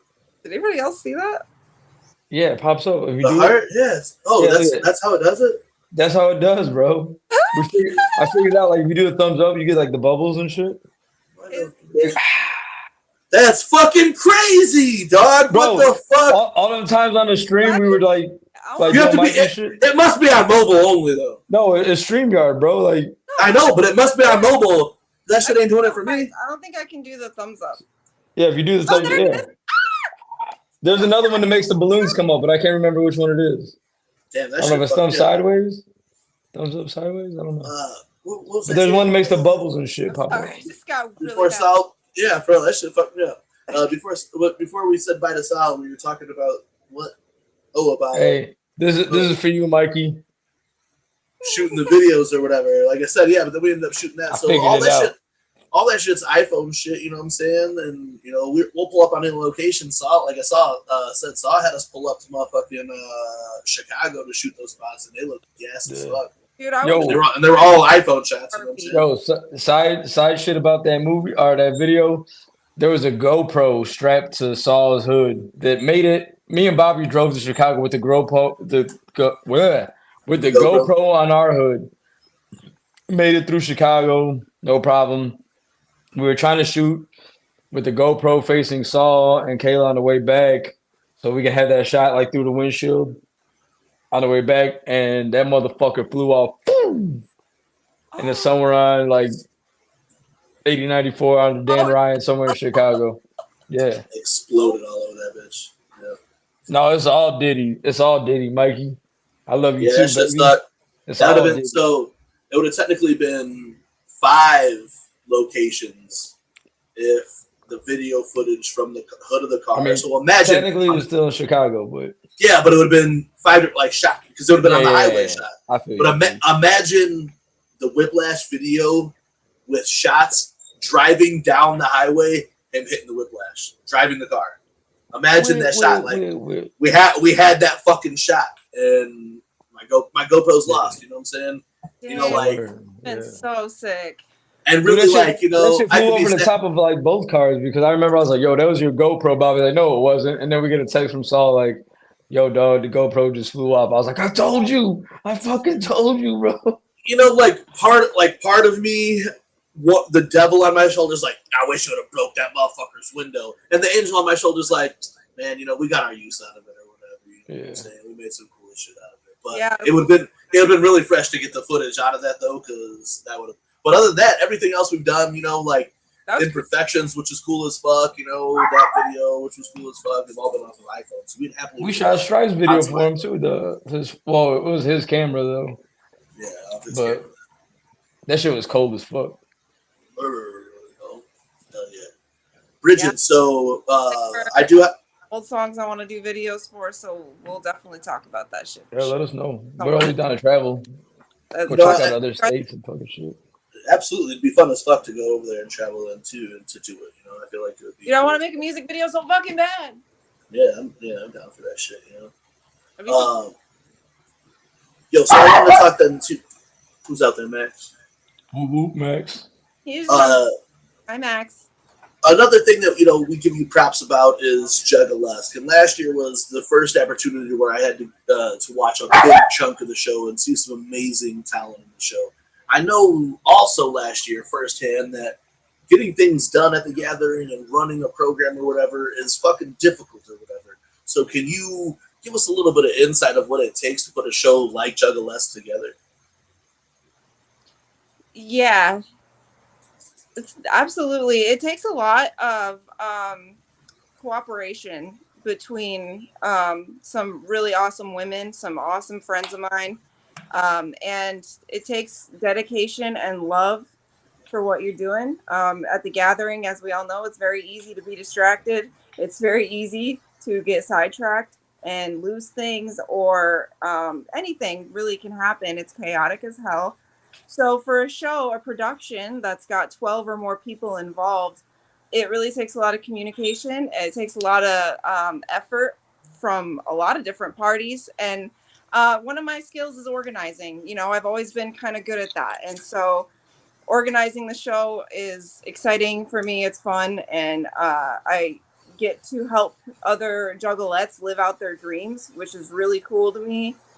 Because I remember when my dream was to do a burlesque act, you know, for the first time. And so like helping other people do that. I've had a couple girls say that like Juggalesque was on their burlesque bucket list. Like performers who are already doing burlesque wanted to be a part of our show, and then were. And it's really fresh too, because I thought about that this past year, is that you are putting on people where you're saying helping people live out their dreams, whether it even is just on the burlesque aspect though, but being able to perform on a stage at the gathering, I know is really every juggalo's dream. Yeah, a lot of people dream about doing that, and to have a space specifically for the girls to be celebrated is really dope also, and like super fun. So I love Juggalesque. I love what we do. A lot goes into it, and you know, to y'all, I will bitch and complain and like, you know, go off about how stressful it is, but that's only because I just need to get it off my chest sometimes. But really, I love it. You know, I love every minute of it, all the chaos. That's something else I give you big props on though too, is that not only performing at Juggalesque, but putting it together. I feel like your organization skills like that are another reason why you are on top of this year's tournament. Shout out local clown crew real quick. Yo, much motherfucking love to Batman out there is a motherfucking true juggalo hero. Yo, shout out Batman. There you go. Get those heart emojis for Batman. Man. Yo, I just want to say, hold on. Stay alive for sure. We do love you on the positive shit, Batman. Much love to you, dog. And I hope everything's good with you and the fam. But Sin Rip, dog, it's 2024, dog. It ain't fuck Jiggy no more, dog. It's on fuck you again. It's your turn again. Jiggy, I forgot that you could do comments. Yeah, I could do comments too. I forgot too. Yeah. So bam, bam. You heard that? Look at that. Look at that. Look at that, Sin Rip. Yeah. It's big fuck you, baby. But everybody in the chat, shout out, hey, let local clown crew know that, hey, all this shit right here is still here when he gets back, and we'll be waiting for him happily. You know what I'm saying? Much motherfucking love. Hell yeah. Yo, we're gonna talk, man.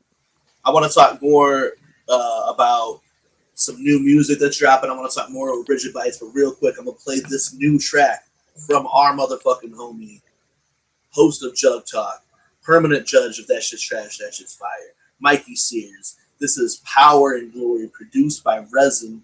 You know what I'm saying? We're going to run this shit, and we'll be right back here on the Weekly Wicked Webshow. You know what it is. Woo-woo. Cheers. Resin 47 on the track. Good old shit.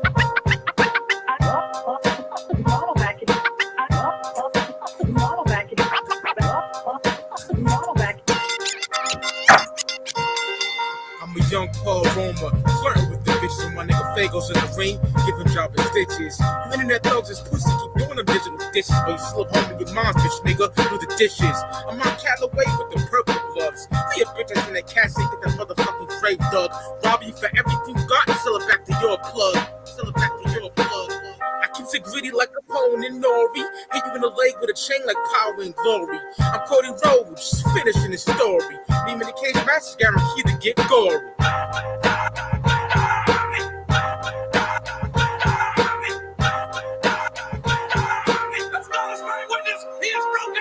I'm like Lex Luger, Breaking backs with the torture rack. This the heart foundation doing the heart attack. If your body, nigga, and nobody would mourn ya. Cause we the trolls when feel like the from euphoria. Cold corner. I'm so here on your ass, ain't nobody going in ya. Fucking bad bitches like Sable. You be leaking blood on that Spanish announce table. I'm a man on a mission like Mabel. No hot tag can motherfucking save me. Power and glory, pussy. Three lords.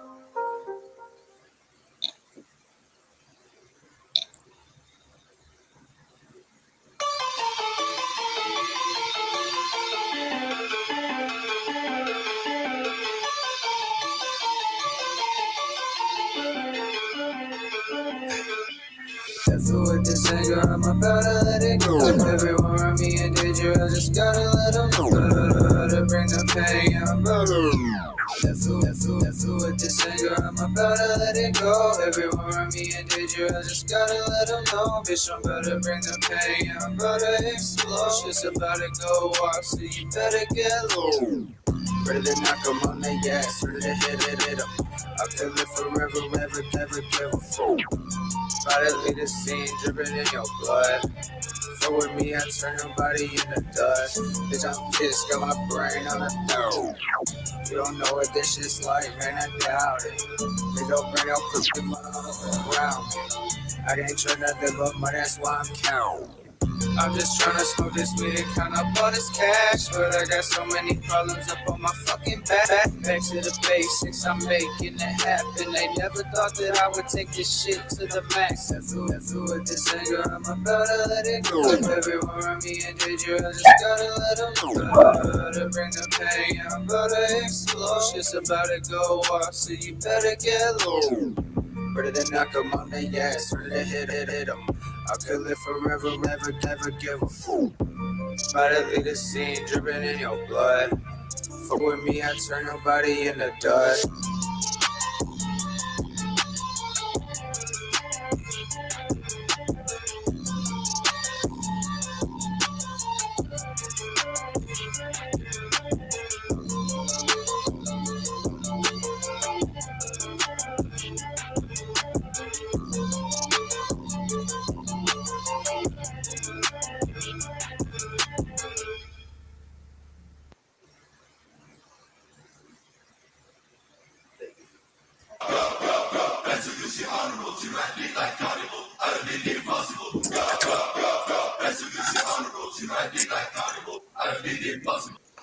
Oh, shit. Go. I was about to get Sorry. I was ready. Sorry. Oh, shit. My bad. Oh, shit. All right, we're back. Cool. Whew. I don't know what that play again, just I'm saying for the shameless plug. But, yo, I want to talk about that Mikey Sears gem, bro. The fucking. This is fire, dog. Bro, the samples on it are crazy, the beats on it are crazy, but Mikey Sears goes hard with the fucking references, bro. Like Dude, what the fuck? Mikey Sears is fucking killing it. I love Mikey Sears rapping over a boom bap beat. Like that shit just goes That's so his shit. hard. That's so that. Good. That's that East Coast jugging shit. Yeah. Yo, but I told Mike, I commented on the shit yesterday when it played and shit. I was like, yo, dog, you snapped, but I was like, even Resin, dog, Resin killed that beat, dog, like on the boom bap shit, and like you said, all the samples and everything, fucking snap. Yeah. Fucking snap. I fuck with it. Mikey's on that on his Jugga Wu-Tang shit, on his Jugga fucking East Coast shit. Yeah, no, absolutely. I'm behind on a collab with him and I feel bad about it. I'm sorry, Mikey. I'm gonna get to it, I promise. Yo, he's supposed to send me. I'm supposed to do. I'm not going to, don't worry, but I see why y'all do. Do what? I said I see why musicians quit their jobs. Yeah, she like said just because I wish I could do like everything all the time, you know what I mean? Like, straight up, like 100%. I feel that though too. Yeah, no. The shows or making music or whatever. I can't wait to work with him. Yeah, fuck yeah! Shout out Mikey. We might drop wow on JuggTalk too. Since it really kind of popped off on JuggTalk, and that's where everybody started fucking pulling it like this. Everybody started pulling it. I'm just gonna tell you guys who keep pulling it and keep using it without my permission. Y'all gonna get a call from my lawyer. All right, don't be using. I don't want to talk shit here. I don't want to. Not I don't want to hype up if it's not necessary, but I feel like it is, man. I've heard Jiggy Fresh rap. If Jiggy Fresh comes out of retirement and raps, it's gonna be super fucking dope. You know what I'm saying? I think it's gonna be very dope. You know, I've heard him rap in the past, so I'd be really fucking. The only thing is, like, I don't want to like. I'm saying if because I want that to light the fire. I want that to light the fire by saying if. I will do it. I will do it like soon, hopefully real soon. But what I'm saying is I don't want to get too deep into it where like I don't have time to make a whole ass fucking EP or I'll do like features or do a song, a little drop a little something here and there, but like no one's asking you. No, I'm not even asking you to do a whole. I think it'd just be cool to hear you spit on a track, you know what I'm saying? If we do it, if we do something like that though, I want to do the shit we talked about since back in the day. If we do anything EP wise, or if I do anything EP wise, that's the first one I want to check off the list. Freshly Blazed. Doesn't Saw have Freshly Blazed recording studio in his basement? Y'all live so close. Saw and Pidler too. So if Saw ain't gonna do it, Pidler apparently just equipment then too. So we'll have to pull up on Saw's house. Using resources. I'll talk to his mom while Jiggy Fresh be over there spitting some flows, you know. Well, we almost got we almost got a recording studio. We got the phone. We just need a mic in the corner and just you know what I'm saying? Yeah. He said, check. Well, actually, we got mics too, but I don't know if those are like recorded. Hey, whatever you did already just sounded crispy there. You know what I'm saying? That was just on the fucking. I'll work it with the fucking pods. I don't know. Either way, something's gonna be done this year. Hey, JR said he's got a mobile studio. Next time you pull up, roll up, dog. Roll up. Yeah, fuck it, dog. You should pull up. We could just lay down tracks all day one day. Man, hey, bro, that is some unlisted shit, bro. And I gotta give props again to Jiggy. You know what I'm saying? Like, since he set up the Jugs, dude, we're about to have like a real lot of cool Juggalo moments over there. And I know Nick has already been over there. It don't take away the freshness of having Nick Bazaar in the motherfucking house. This is that's a Juggalo's favorite, and we had Nick Bazaar in the motherfucking house. And then JR pulls up for his first time, and JR has been a huge supporter and homie of TeamMUJ since we've really been on this last rip. You know what I'm saying? Shout out him and Maya. They kick fucking ass. You know what I'm saying? Oh yeah. I still got some of them cupcakes upstairs too. I'm like, matter of fact, I might eat a little something, you know. But yeah, you should. But no, man. Hey, Jared, that would be dope though, bro. Like. Shit, dude, if you came through here with a mobile studio, Bobby, maybe bring the decks over and we cook something up. Just maybe like a day or two, like on a weekend or something, and just fuck around and no web show. Maybe we'll stream a little bit or something, but like we'll just fucking make shit on the fly, bro. That'd be pretty hype, I think. Oh yeah, man. I'd be down to fuck with some more projects then too, you know what I'm saying? It's been really fun. I just think it would be dope. I mean, even if it's a couple little tracks or whatever, dude, just we can knock some shit out. Have Saul, if Saul can come over, he's always grounded or on his caca. I want to talk to Sal about doing some art for my next, like my full, next mix, like my next hour or 2.5 hours that I'm going to do. I want to do some shit for, I think, you guys. Yo, I got your fire alarm beat, Wicked royalty, but I just got to figure out how I want to fucking do your fire alarm beat because I know I talked about doing it, but it's in my emails. I gotta dig deep back in there though, because I get a lot of fucking stupid ass emails. Stupid ass emails. I think it's in my important though. I think I saved it and put it in the important folder, so it should be easy to find. I got your fire alarm beat. Don't worry, that'll get used too. All right. I want to hear that beat. I'll send it to you. I think you sent it to me on Twitter too. So if I don't have it in my email, if I can't find it in the email, I'll definitely send it. I'll let you peep it. But you can legit hear a smoke alarm in the background going off. Is it it's fucking? It's a real smoke alarm. Smoke alarm going off? Yeah, like legit. Damn, the chair's stuck in it. My bad, y'all. I thought you was gonna fall out of the chair. Oh, look, see, he got the belt on. I got the. I got the NWO for life song right now. You didn't even arrest you. We're just going to JCW next weekend, motherfucker. Oh, I sure wear these at JCW, huh? Hell yeah, bro. The NWO joints. Yo, what else was I gonna throw up on this one? All right. So hey, then it's after we do the next week. Shout out Big Sis. Whip whoops. No, I think I still got it, Wicked. Shout out Big Sis. Big Sis, man. He really went super fucking crazy in Trash Fire this year. That motherfucker went super hard. Dude, I am such a big fan of Big Sis now. Like, I hadn't heard much of his music before, and now I am a fan. Yeah, he went mega hard on that shit. That's super fresh. Shout out to the homie Big Sis out there killing. Yeah, I got it right here. 9-volt battery is what the beat's called. Yeah, but shout out Big Sis, dog, because man, like again, I know we keep saying it every time we do this damn show or Trash Fire. We know Big Sis for a long time, and it wasn't until recently that we realized we had fucking camped with him back in 05 at the gathering. Yeah, legit. Yeah, him and Juno, actually. Him, Juno, and their cousin Turtle. Like, we extra just found out that Juno was there, like, the last time we talked about this or whatever. Wow. Just like, Juno was at the 05 gathering, and Big Sis was there. That was my first gathering. That's insane. We were there. You guys were there. That's crazy. Because that was our because that was my third one. That was the first three I went to was at Nelson's Legends, 03, 04, 05. And then I didn't go until... Man, I wish I could have hung out with y'all instead of the people I was with. we went back. I went back in 09. Was the first one I had went to since 05. And then after 09, though, I didn't go back into the Super, which was crazy. There's 10 years in there. You want me to play? You want me to play it, Royalty? I can play it maybe a little bit. Let me see. Wiggle Royalty wants me to play the beat real quick.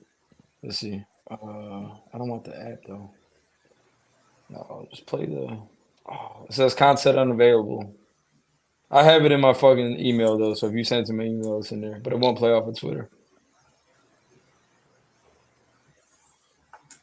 Yeah, see, it says cannot play unavailable right now. I have to check my email, bro. I know I have it in there though. I'll have to find it though. But anyway. Yeah.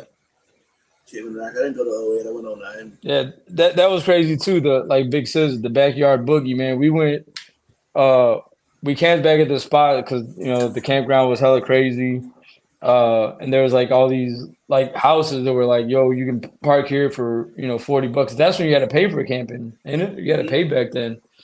And so we like paid like I think $40. Motherfuckers don't know how privileged they are to just camp wherever the fuck you know what I'm saying? We had to pay to camp, motherfucker.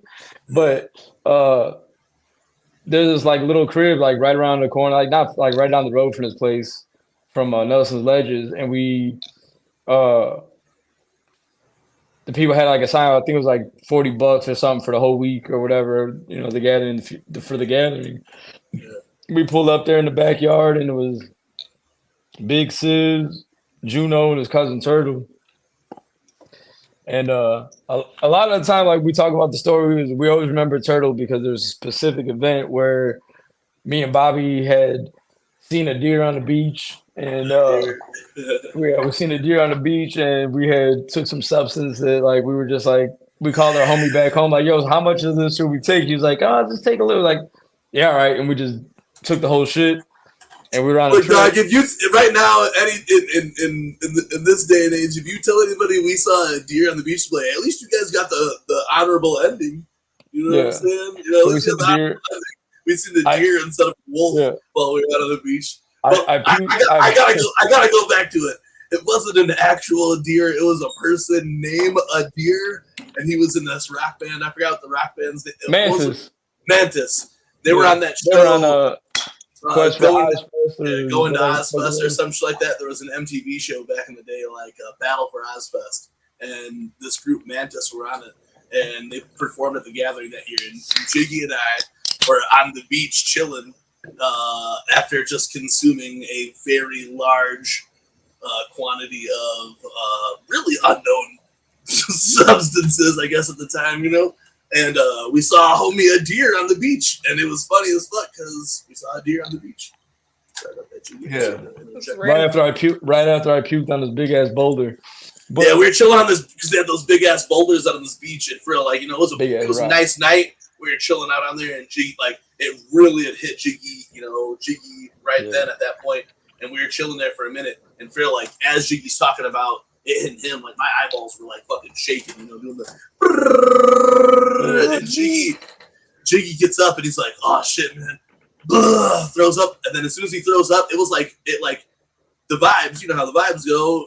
He was good, I was good. We were like, bet, you know what I'm saying? So we were on the beach or whatever, and it's when Jiggy like hopped up, like good, we saw a deer just standing there by himself. I mean, not itself. We saw a deer standing there by himself. By himself. Dog.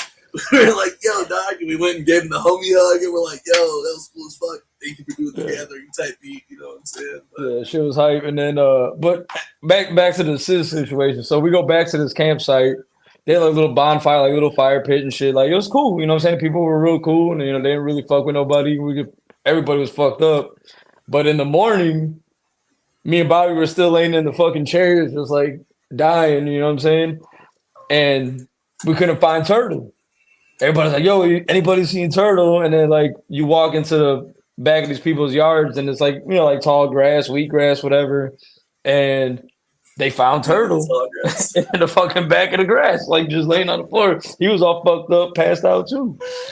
But that's why I always remember Turtle more than anybody. I was like, because Turtle was just a cool dude, little short native man dude, cool as fuck, dog. Big shout out to Turtle, big shout out to Sis and Juno and all the native pack, dog, because we love them motherfuckers, man. Yeah, big native pack hours, you know what I'm saying? Shout real, out to Jackie, 100%, dog. Yakima, Fathead.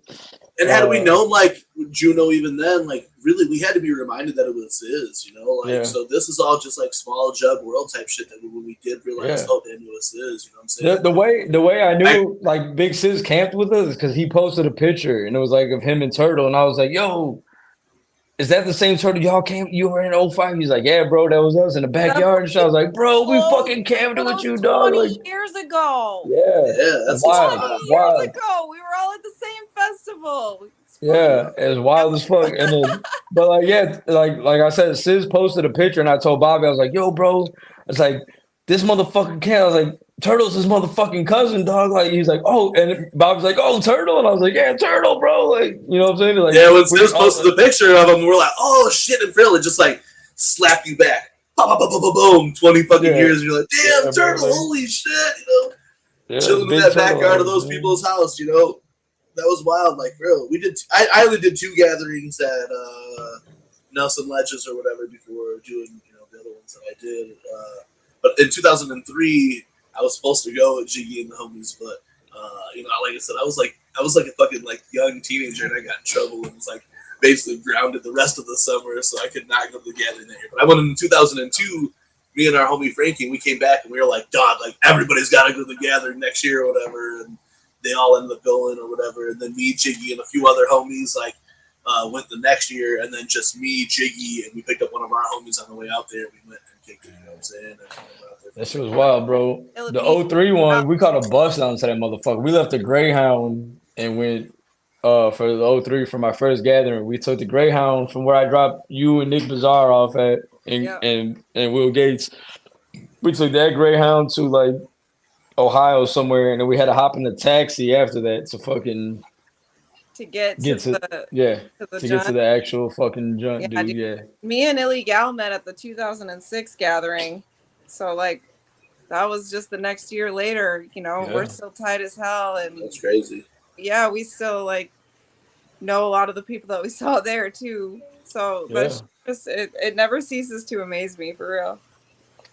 It just blew my mind when Sis posted a picture of Turtle, because like I said, like I remember Sis being there, like the big dude with him, but like I did, like, you know what I'm saying, I didn't remember Juno being there, but I remember like Sis and Turtle. Y'all know Shotzi and Nuke, right? Yeah. Shotzi, yeah. Yeah, so 2000, was it 5? It was either the 05 or 06 gathering. It was 05. I took a photo of a guy with a shirt that said AMB eats male asshole, and then on the back it says like candy. And so I took this photo of this like hilarious t-shirt that fucking cracked me up, and then I posted it like 15 years later. It was like 5 years ago or whatever. I was on Facebook last, you know, and I posted photos from the 05 gathering, and somebody was like, "That's Nuke." And he was the one in that T-shirt that I just thought it was a funny shirt. And it turns out it was fucking Nuke that I took the photo of. I was like, oh yeah. Oh, and like Shotzi. Brigid Bites on the good side of history, where she was a Players Lounge Crew fan instead of the AMB fan. I was down with the PL motherfucker. Jiggy and Fresh and I unfortunately had met AMB like the year prior. Oh, look at that shit. Much love, KC, all the way to the right side, man. That's my that's the brother right there. That was in fucking. That was 04. Oh, that's 04 though, right there. Yeah. Nah, I was a PLC kind of gal back then. So no. I'll check this one out. My first gathering. This one was the hype one. Looney had the picture where I was puking my ass off. It's a fucking garbage can. I've seen that photo. It's gross every time. Super fucked up. Young fucking 16, 17-year-old Jiggy Fresh. Jiggy Jafar screen from the way back in the day photos. Those are private. Jiggy and I fucked up, you know what I'm saying? We met AMB the year prior and we kicked it with them for a little bit and they were cool as fuck. They gave us fucking Unforgiven Forest on CD or whatever. We smoked out with them and we're like, man, shit. Those dudes were really dope or whatever. We left, and then next year they were in the fucking thing. And we're like, hey, you already know, them's the boys. You know what I'm saying? Yeah. And we fucking, if I could go back now as I'm getting ready to drop my Psycoin in there, if I could just stop myself from dropping it, and then I would just keep the Psycoin and sell it now. I would have kept mine, even though I'm proud of my vote still. Yeah. I wish I would have kept that shit. Mm-hmm. I wish I would have kept some of them side coins, man, because those were dope as fuck, man. Billy Gal still has hers. You remember when you had to change in, like, you had to put your money, and they gave you the coins to buy, like, merch and shit? To buy shit there? That was I never experienced that. That was the year, like, before me or whatever. Yeah, that was, I know that was 04 for sure. In 05, it was money, because I know that there was a lot of money floating around there. That's funny as fuck. You guys watch It's Always Sunny in Philadelphia when they did the Patty's Bucks? That's what it reminds me of. Yeah, that's basically what it was. They knew it was a fucking scam. Yeah, like, and they're like, they were saying it was trying to prevent a scam, but really it was more of a scam or whatever. So, but the next year, man, we fucking your money. Then I understand why they did it, because the next year they didn't do that, and I seen firsthand all the vendors get exploited in several ways. Just that shit was wild. But hey, that's that's the way it should go, dog. The way it goes. Those spots were legendary, though. You know what I'm saying? I know we go to Legend Valley every year now and stuff, but like it was the spot where it was. Dude, Nelson Legends to me will forever be the greatest spot for gathering. I am so grateful that I did get to experience Nelson Legends. Because like I did Nelson Legends, I did Hog Rock, I did the Super, and then did Legend Valley the past 3 years, whatever. But like, man, I don't know, like fucking. I like Legend Nelson Valley. Legends. Oh no, Legend Valley's dope. This year is the 10-year anniversary of the first Nelson Ledges gathering. I just recently saw a photo of myself at the 2014 gathering at Nelson Ledges, and like the main stage is in the background of the photo, and everything looks so different now. Like it's crazy how much it's all like changed and grown and stuff. But it's like that's crazy that was 10 years ago now. That's why I like it being there though, because they've gotten all that money that comes in there from like shit. Oh, it's so much better now. That's how I felt like about when we went to what was the 23 gathering. That was my 20th year from the first one at Nelson Ledges, and I was like, bro, like 20 years ago it was my first, and now I'm still here fucking jugging it, and it's just like fucking it's dope. It's a dope ass feeling because like you see like all the people you've seen throughout the years, whether you knew them or not, like okay, hey, this motherfucker been around for a long time, or that, you know what I'm saying, and then and it brought a lot of us together, like I mean doing this shit, and just the Twitter lows and every year now it's like walking through the gathering. You can't walk through the gathering without seeing somebody. Yeah. You know what I'm saying? Like back then it was like we went like Bobby said, it was us and our crew, and we'd go and that was just us, and we knew connected as like now with the internet and with everybody being kind of just on on the same level. Whereas back then it was very much still screen names, word of mouth, like little booklets for advertising, and like the small websites that were up and running, like Fago Lovers and shit. Like that was how you found it. That's how you found all this shit out. We didn't have the network that we do. So we're blessed as a community, and it's dope how much like Jugs have kind of run the internet in my opinion, since we started. Like, I love how our community has kind of just used the internet as a way to connect. It's fucking awesome. Yeah, it is dope. I mean, back then, like, we didn't have the social media. Even the cell phones back then, you know what I'm saying? We were running on Nextels and fucking, phones with antennas you had to pull out to even try to get service. You know what I'm saying? Now it's like everything's just fucking, the camera, disposable cameras. Shit, even back then, like one of the homies we know now, Looney and shit, back then, there was no way to get a hold of him because he didn't do even the bare minimum social media type shit. Yeah. Nobody had cell phones or whatever. Dude, so my phone didn't work at the gathering. You couldn't even use a phone. Oh yeah. Oh, back then. I'm talking outside of like shows or whatever. We would just be like happy as fuck to see these certain juggalos at just these shows because we had no other way to get a hold of them. Right. And then we would meet other people and be like, oh hey, do you know so and so from out in your area or whatever? Do you know so and so? Because that would be like our only way or whatever. So that's how we Well, we met. How we met? Like he's talking about a homie Looney and a couple of homies that we know at South Bend and shit. Is we met these two girls at the Shangri-La tour, like in Indianapolis or something. And my boy, it was in Indianapolis, 03, And one of our homies ended up like, "Oh, hey, why don't you guys come back and chill with us?" And whatever, they came and chilled. And after that, then we kind of stayed in touch. Exchanged, landline numbers, and it was like, "Hey, you guys should come out to South Bend." So it was like, all right, cool. We went out to South Bend. We went to this Barnaby's Pizza, fucking met all the homies. We kicked it with them, fucking smoking 6-foot bongs and fucking blunts all day with these motherfuckers. Bro, look, I was like, I had to be like 14 or 15 years old, and we were drinking. We went to this place, Barnaby's, like Jiggy was saying, and they were pouring up pitchers of beer, and I was like, holy shit, I'm 15, like, this is crazy. Yeah, because I wasn't even 18 yet. Yeah, Bobby was 15, I was like 17, you know what I'm saying? So, like, we're doing all this shit, and we met them homies. We became real tight with them throughout the years. Even to this day, the majority of them we're still tight with. And, for real, 100%. And it's like, dude, like, that's crazy to think that's 20 plus years ago now. That, I said at the beginning of the show, you know what I'm saying? Jiggy posted a video on social media, or a picture on social media on fucking Twitter earlier this week. Everyone's doing this fucking 13 or 2013 or whatever type shit. Jiggy Fresh posted a picture, not necessarily a flattering picture of what he probably plays, but I'm like wine. I'm getting finer as we age, you feel me? But Jiggy Fresh posted a picture of us chilling out at Kenny's house. Shout out Day One, the motherfucking brother. Yeah, we're chilling out there in Earl Park. Jiggy posted this picture. That picture was from 2013.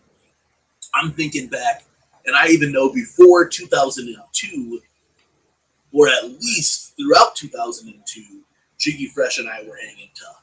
So that's even 12 years even before that, you know what I'm saying? Right, so over 20 years strong, Jiggy Fresh and I have been hanging out.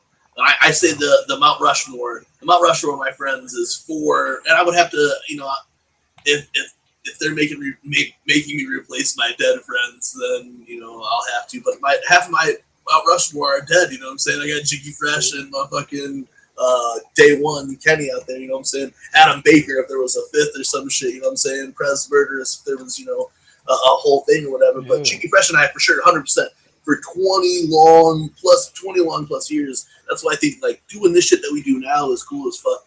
And that's what like we try to like express to people a lot is that the reason why we do the web show is not only because like we get to kick it with y'all and now we've created friendships with y'all, but it was really an excuse for Jiggy and Prez and I to hang out every other weekend or whatever, you know what I'm saying? Because that's like my actual friends, not saying that the friends that we've haven't met along the way aren't insignificant, because that's why we're willing to travel 4 hours to shoot a video for Brigid Bites or whatever. You know what I'm saying? We look forward to seeing and letting people over, like JR got brought over, to Jiggy's house or whatever, shit like that. But Jiggy Fresh and I, and even Prez, I've known Prez for over a decade. Jiggy Fresh and I have been friends long enough to where it's like I literally know his family my family knows his family. Like, you know, I'm talking about from his parents to his kids. And my uncle and Bobby's dad used to be like me and Bobby. You know what I'm saying? Like crazy shit. And what's weird is like to piggyback off that is like what I'm getting to, like what he's saying is like a lot of these homies that we did jug with back in the day either aren't jugging no more or they're just they ain't around, they ain't jugging no more, or they're moved on to different shit. The way I kind of see it, they're fucking weirdos. Jiggy's just being nice. Jiggy chooses to be nice sometimes. Those motherfuckers that he's talking about are shit of fucking deadbeat ass fucking weirdos mostly. That's why, you know what I'm saying? All those relationships, all those old jug relationships, they always come full circle for one, and they brought us to where we are today. You know, I feel that. The homies I had back in the day, like I don't speak to any of them anymore. Some of them aren't alive. Some of them, you know, aren't even jugging no more. But like now, I have the most amazing friends in the whole world, and I might not have had I not known these other people back then. You know what I mean? So it's all relevant. And I think about Jiggy. I think about Jiggy and I like the friendship like that, but I also think about the people that we've met even in the last 5 years or 6 years or so of doing MUJ, you know what I'm saying? Even before that, like Jackie Gardy and Fat had hooked us up with these. We've known them for however long. King B, we've known them for however long. Fago Warrior, we've known him for however long. But even over the last like 5-6 years, meeting you, you know, meeting Mikey Sears and stuff has really like, I mean, like it's like people can't deny how fresh the Juggalo type shit is and how real the type shit is because of stuff like that, you know. Agreed. I know people were saying, you know, like you know, because Jiggy had us over and has this over there kicking it, and people were saying, oh, you know, blah blah. I don't know if I'd have people kicking my house. I gotta get older, or I gotta grub or whatever type beat or whatever. I gotta be responsible type beat or whatever. But I thought that was like, to me, I thought that was like weird as fuck because like I know for a fact that like in the however many years that, you know, like me and Jiggy Fresh been friends however long, but however old I am now, I know Jiggy Fresh ain't just letting some fucking someone that he shouldn't into his house. You know what I'm saying? Yeah, you know what I'm saying? Like I said that last. So I know when people see that or whatever, they might think that's type of weird or whatever. But like, bro, like JR has already came to events. He's came all the way up to kick it with us before. It's not like anybody that Jiggy. First of all, nobody's gonna invite anybody to Jiggy's house that they wouldn't fucking want over there. Yeah, like I'm not gonna have people here. Whether it is like if you know what I'm saying, my whole thing is like I got kids. Whether it's I got all my kids here at one time from, you know, my previous relationship to my 2 kids I have here now. I'm not gonna have just random ass fucking people in my house, and I'm not gonna do stupid shit while my kids are here. You know what I'm saying? Like.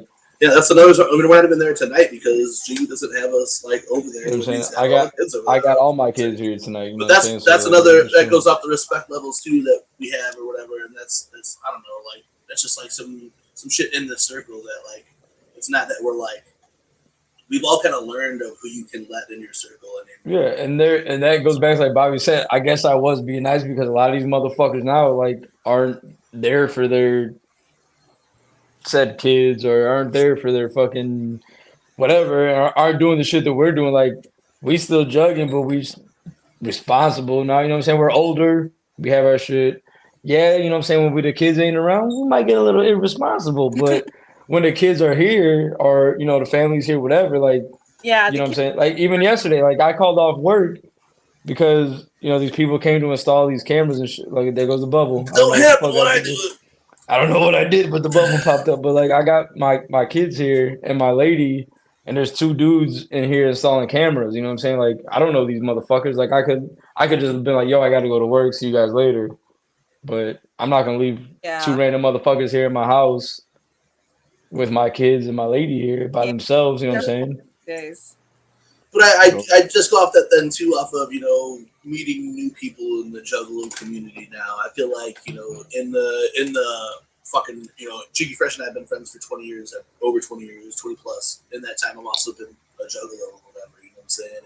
And I've learned the people who, you know, hey, you might be able to come into my garage, but you can't come into the house, or you can come over, but you can't invite any friends over. You know what I'm saying? I think like all of us have experienced some type of shit like that. You know what I'm saying?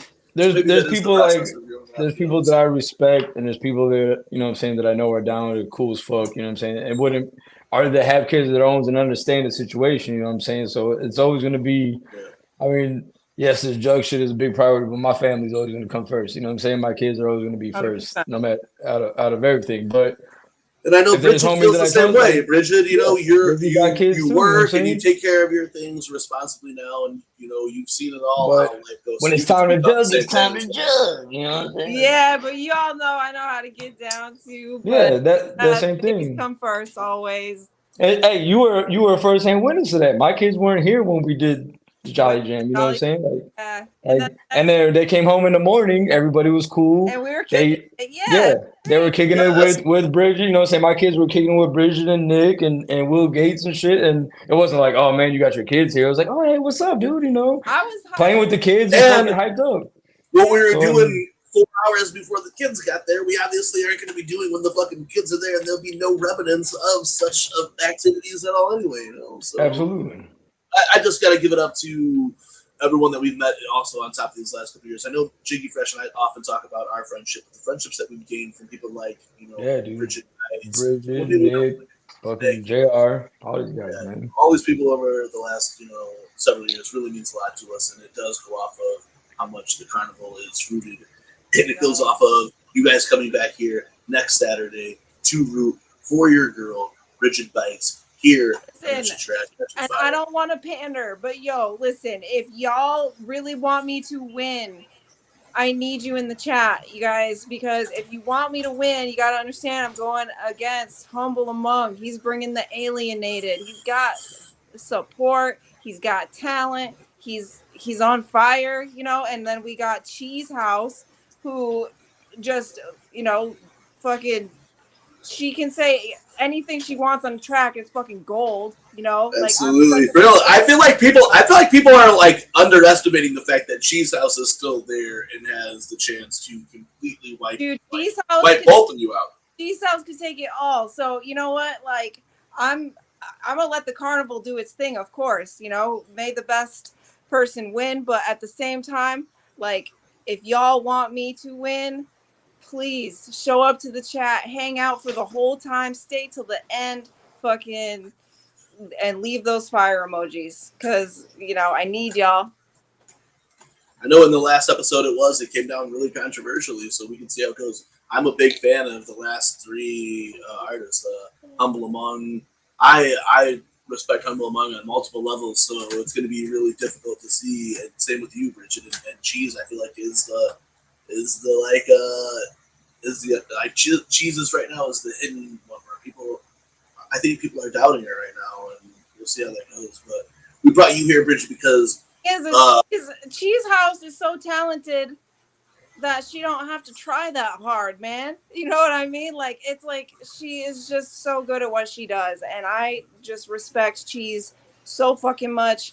And like I said earlier, it's an honor to be on the bill with these two artists at all in general. So I'm hyped. But if y'all want me to win, show the fuck out.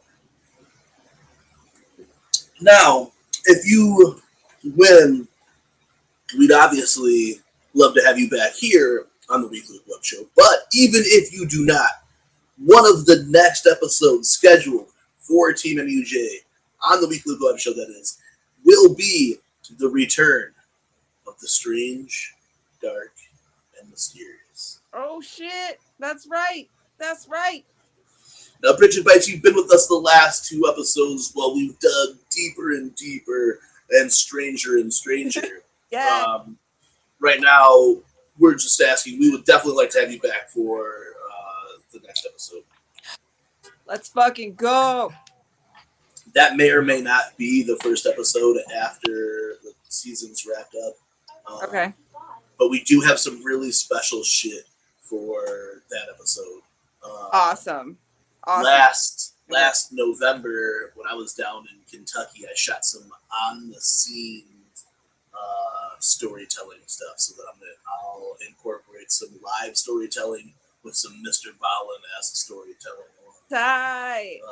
We're going full tribute to Mr. Ballin and the Strange, Dark, and Mysterious in this next episode, so I'm really hyped about it.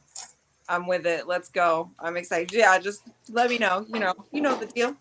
Yo, I had to step out for a minute when you were talking about the humble cheese double beezy tweezy going on next week.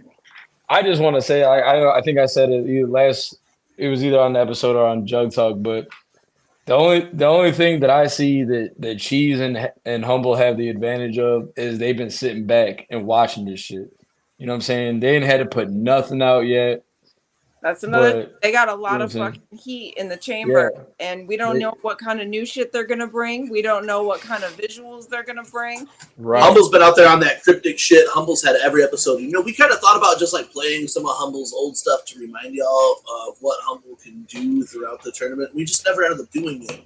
But like I can, just knowing Humble, I can guarantee, even if he hasn't put 17,000% into it, that motherfucker's got some shit cooking. You know what I'm saying? Imagine. Especially seeing y'all now at this point and seeing where everything's at this point, I feel like he's got some shit cooking for sure. Cheese though too. Last year Cheese came with some wild videos. You know what I'm saying? Again, this my whole thing too is like my biggest inspiration. You know what I mean? So, well, you know what?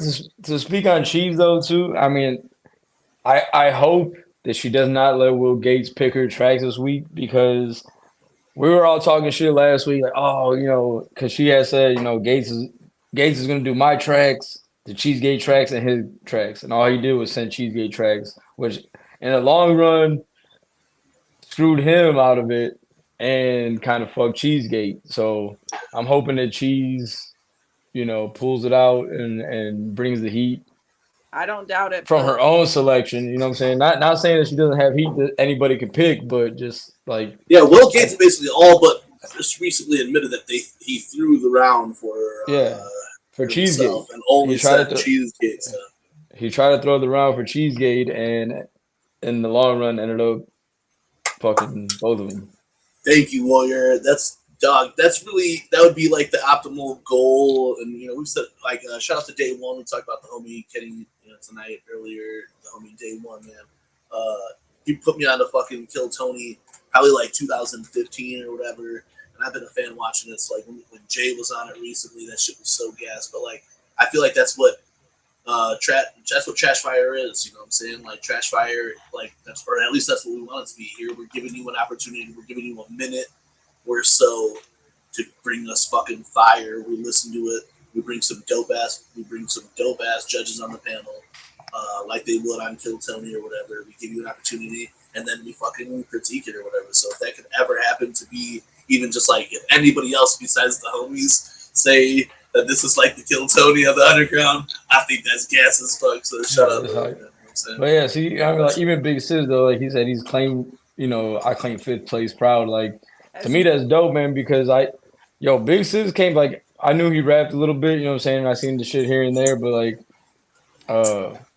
he came hard this fucking tournament, man. It was like definitely put me up on more game. You know what I'm saying? To keep out more music, and I hope in the near future that we hear more from Big Sis. What I love about Trash Fire is because like just because an artist doesn't advertise their shit as much or doesn't push their shit as much, you know, like we get exposed to things that we might not normally be exposed to. And I knew Sis like rapped, you know what I mean, but I didn't know how serious and like how dope it is. And so I'm really thankful that he shared that with us, and I hope Sis again next year.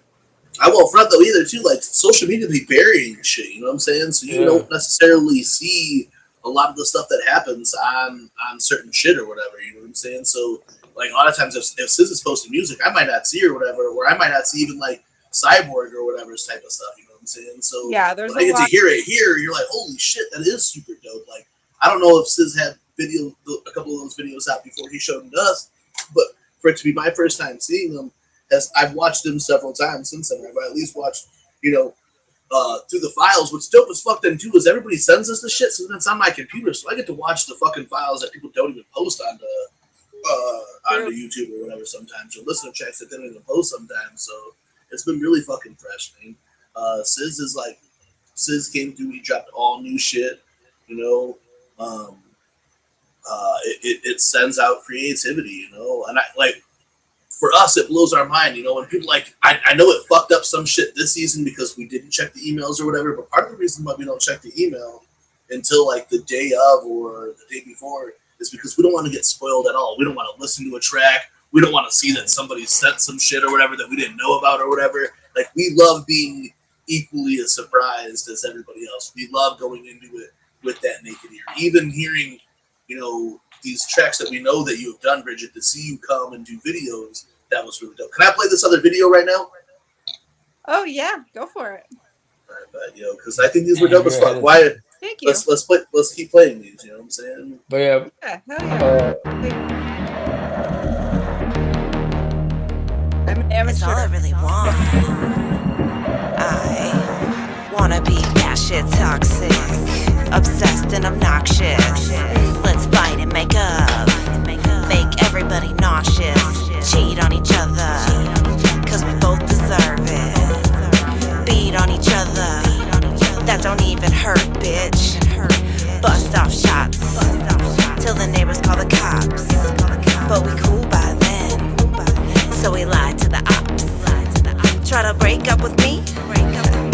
I think not. Bad shit love, it's all I really want. All I really want, all I really want. Bad shit love, crazy. All I really want, Bad shit love, crazy. All I really want, Bad shit love, crazy. All I really want, Bad shit love, crazy.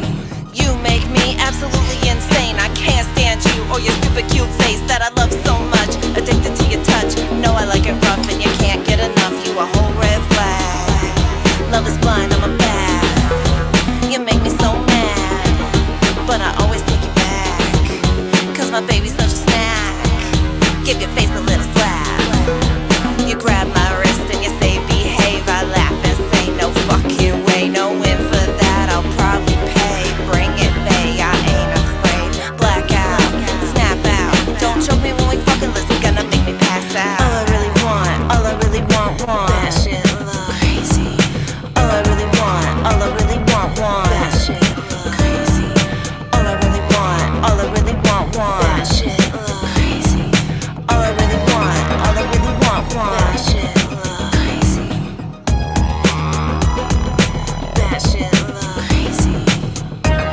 shit love, crazy. I love you.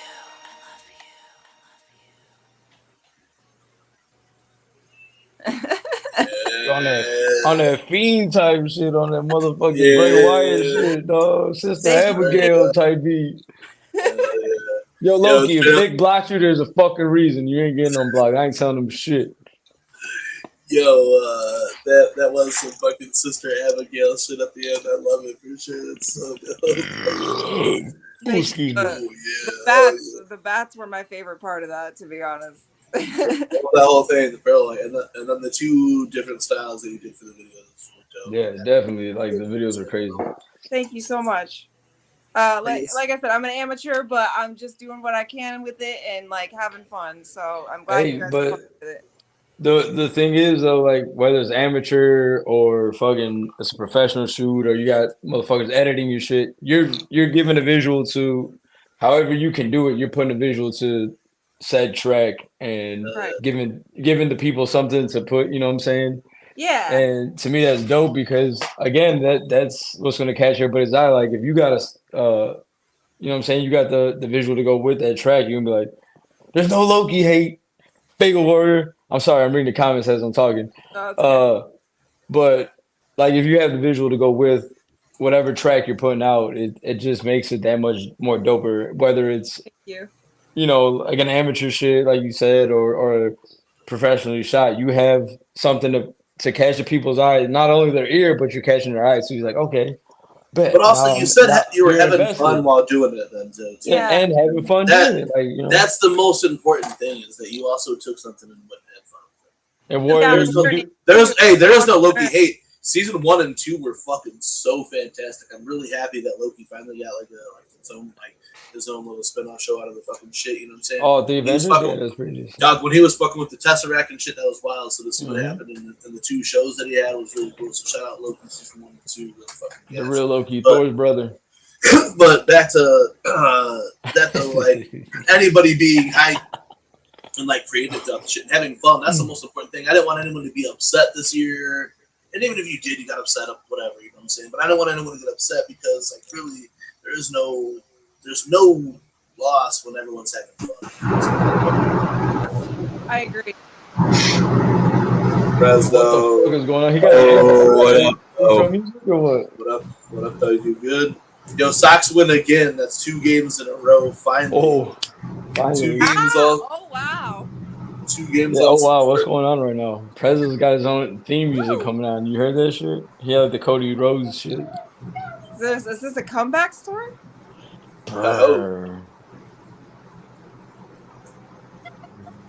Is Prez here? Prez, you there? Can we hear you? Yeah, I'm here. Oh, what up? What's good, dog? Not much, man. Just trying to figure out why my fucking camera won't work. Reset your browser. Or refresh. See, I've been doing it the whole entire time. Oh, never mind. I've been live. It's just not working. And I'm afraid to leave because I don't want to fuck anything else on this stream, you know. All right, bet. Well, hey, you're there with us and to vocalize with us, the Prez. You know what I'm saying? All right, so hey, with Prez in the motherfucking cut right now. Now we got all y'all here. You know what I'm saying? So let's talk about 10 bands dropping next. No, not next. Will be the 10th of May. Your boys, Shaggy the Airhead, Darby O'Trill, and Devereaux, with an all-new collaboration going down.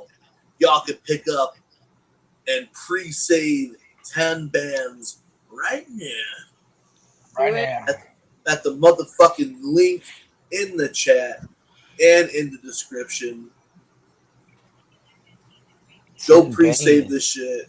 Go cop some new Lazy and Crazy merch. Lazy and Crazy shaking their head down at that Level Up convention in motherfucking Las Vegas. Straight up, if you're in Vegas right now and you're not at the Level Up convention at all, you're sleeping like a motherfucker if you ain't. Stupid sleeping, because the merch that he put out there is crazy.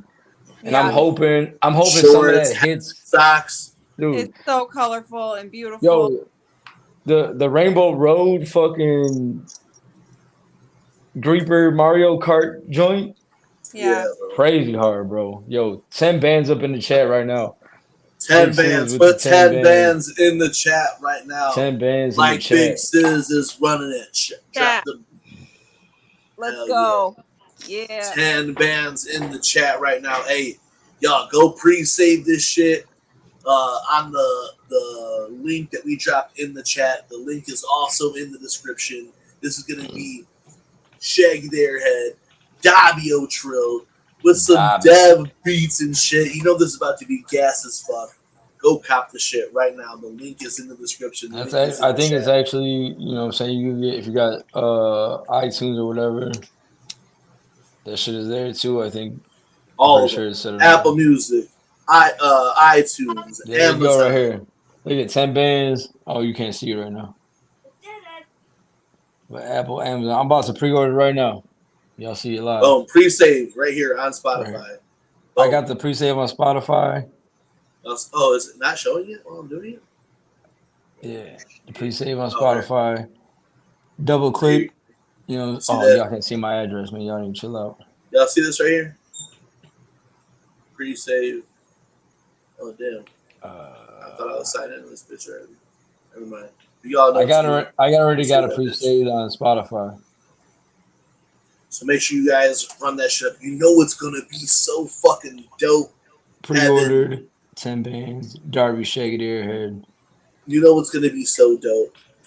Darby and Shaggy, man. Hey, for real, like since the jump, since back in the day, Hell yeah, Prez. Since back in the day, I like really like, you know, we started fucking with Darby, you know what I'm saying, and after like Piecemeal and the Remains and shit dropped or whatever, at the gathering that year he dropped that motherfucker. Well, it was already on Spotify, but he dropped that Bring Out the Clowns. Bringing Out the Clowns with Shaggy, yeah. And it had had all those dope Shaggy beats, and I was like, yo, this shit like slaps extra hard. And then it had Sneak Peeks of Gully or whatever, you know what I'm saying? That slaps extra hard or whatever. But so to hear anytime that he does, like him and Dev absolutely cooked the hardest, you know what I'm saying, and shit. But so when you hear when you hear Shaggy and Darby put together a track, thing, it also just like flows in this crazy ass other level. Like and now hearing, you know, the shit now off of Anamoya with Violent J as well, bro. That's like I said earlier, it's an instant classic or whatever. And that's why I'm really hyped for this 10-band shit, because you know, here, you know, also when they rap together, like, you know, the Street Trash or the Act Up type shit, you know what I'm saying, just to name a couple, when they rap together are also super gas, you know what I'm saying? It's like the friendship that you can see when you and I are talking or whatever. Mm-hmm. They also, like, that friendship shows when Dev and Shaggy are making these beats, or when they're rapping with agreed. Especially that is one like of my no, go ahead. What'd you say, Brigid? I was saying Street Trash is one of my favorite tracks like ever. So, and like like all the live tracks are my shit.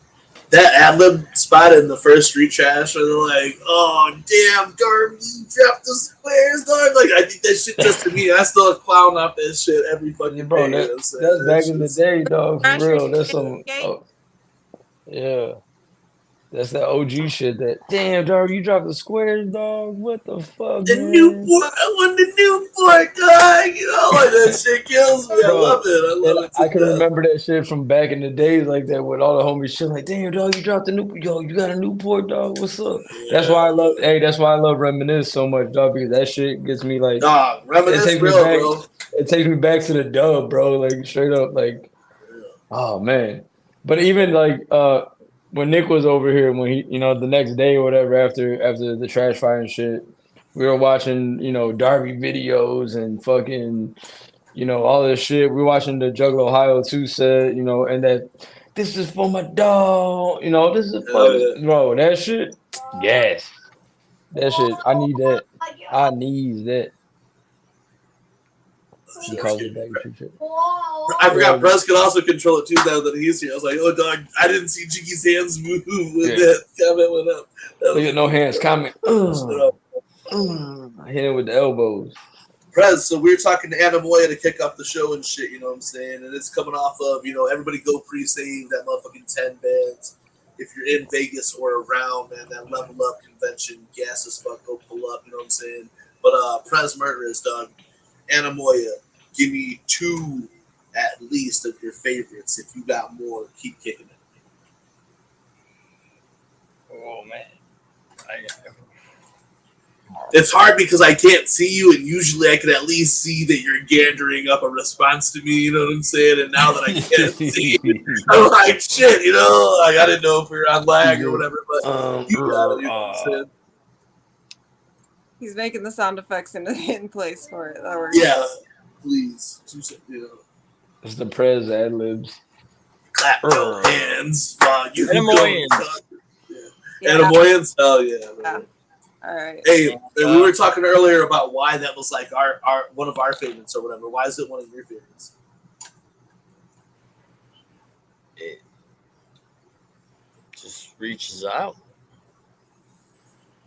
Hell yeah. We were saying earlier though too, like a couple months, like, you know, I don't know how many moons back, you know, but a couple months back, Devin posted something about like they, you know, comment on this post your favorite Darby ad libs or whatever.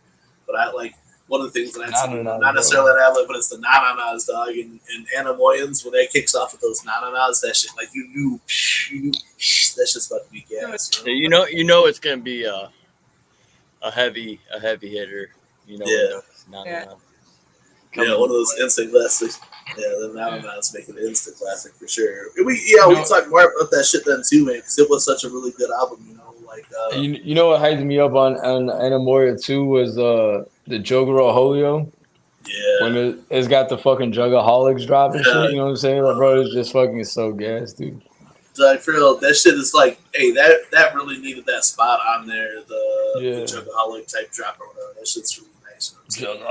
Real. Hey, really Juggaholic, some Anamoya type shit or whatever, you know, it's a longing for a time that really never fully happened or whatever. Let's get that Juggaholic shit super cooking or whatever. You know what I'm saying?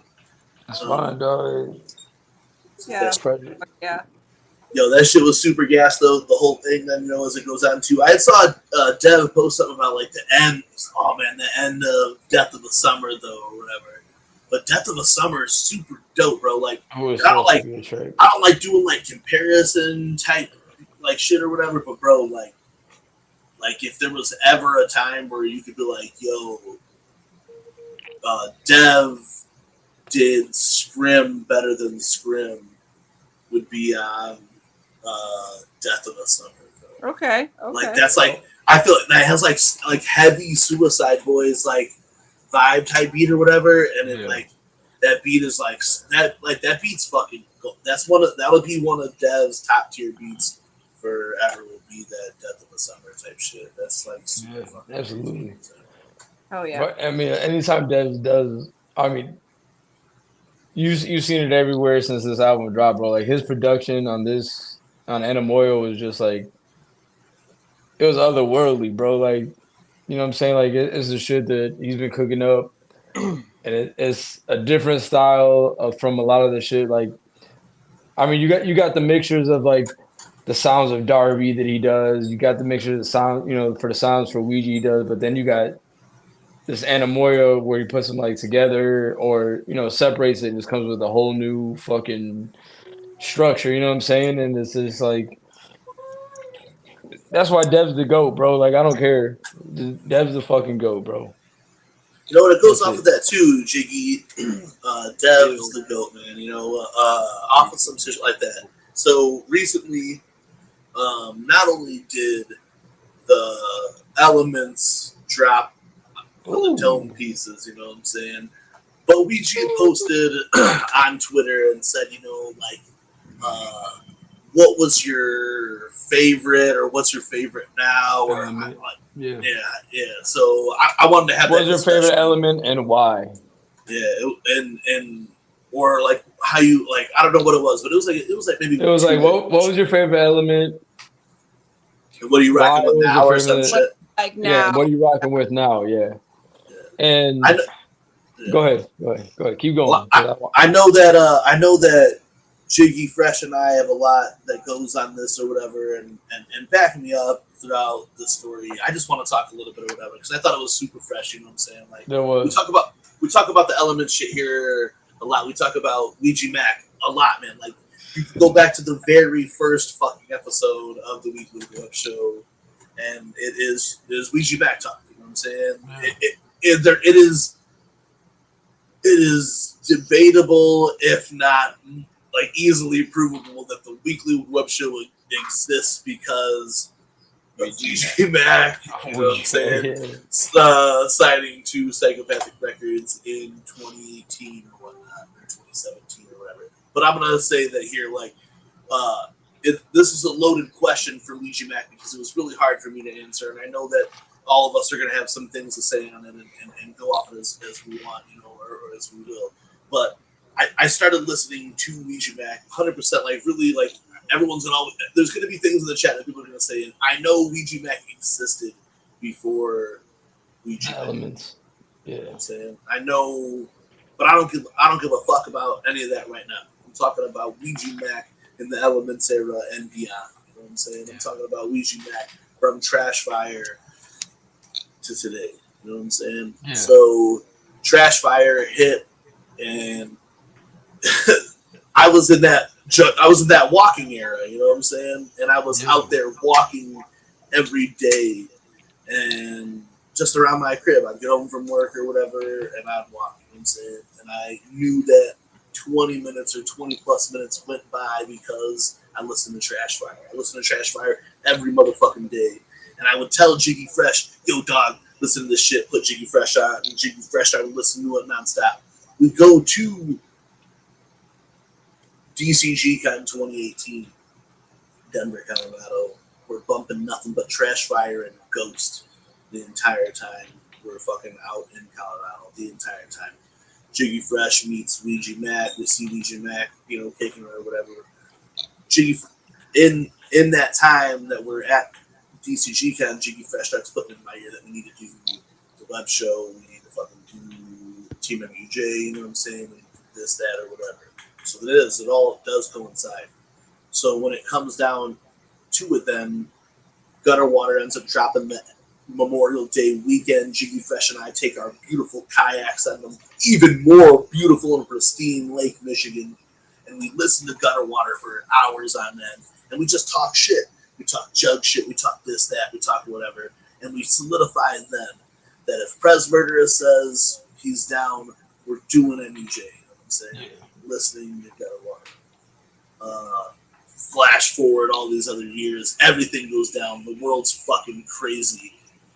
I'm chilling at my hotel with my best friend Jiggy Fresh while a thunderstorm rips through the area while we're listening to Still. Yeah. You know what I'm saying? So when it comes through the elements, every one of them, I'm going to go back to Wasteland and its whole thing, but those would be my three. That's why it's so hard to choose, because if it wasn't for Trash Fire, it's the same thing. Like, Trash Fire began what I started, like I was for ICP, I started telling everybody else about Ouija Mac. Then Gutter Water dropped and he solidified who he was and ran with it from that point on. Gutter Water and the fucking water damage on this, that, like every 4 months for the next several years. You know what I'm saying? I'm skipping over Wasteland, which everyone thought was the culmination to this in some time. You know what I'm saying? I'm skipping over Wasteland just to go that Still Win to me then is where we're at now, where he says now what is connecting with you the most, what are you rocking with the most now? It would be absolute Still Win. That gathering that Still Win came out, the vibe of that since then, the tracks that were on it since then, that's it for me. You know what I'm saying? To go back to Wasteland, I'll go back to that after that, but I want to hear from y'all now. You know what I'm saying? And I know Jiggy Fresh, you were there with me. Yeah. I'm about to piggyback heavy off of what you're saying right now. Yeah. When he made that post, I posted it on Twitter. I posted on Instagram. Trash Fire is and forever will be my favorite element, and it's for a lot of different reasons, for a lot of specific reasons. One being, the MUJ shit when we were out there in Denver, playing it everywhere we went. Like that, like legit was the only thing that we played anywhere we went in Denver. Like anywhere. We pick up the rental car, from the rental car to the hotel, from the hotel to the convention, from the convention to when it got canceled. We only stayed a block away from the convention where the convention was. We stayed just on the other corner. We just didn't stay at that hotel that it was happening. So from but we still drove back and forth because we're just to drive back and forth. So when it got canceled, to where we were going out to, Garden the Guys, we went to Colorado Rockies game. We went to this bar, that bar. We explored Denver, did, all type of shit in Colorado. I was tour guide Bobby Blaze out there. Yeah, tour guide.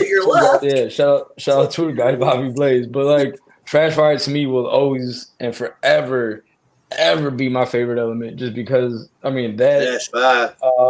The Jiggy Fresh, tell him right, bro.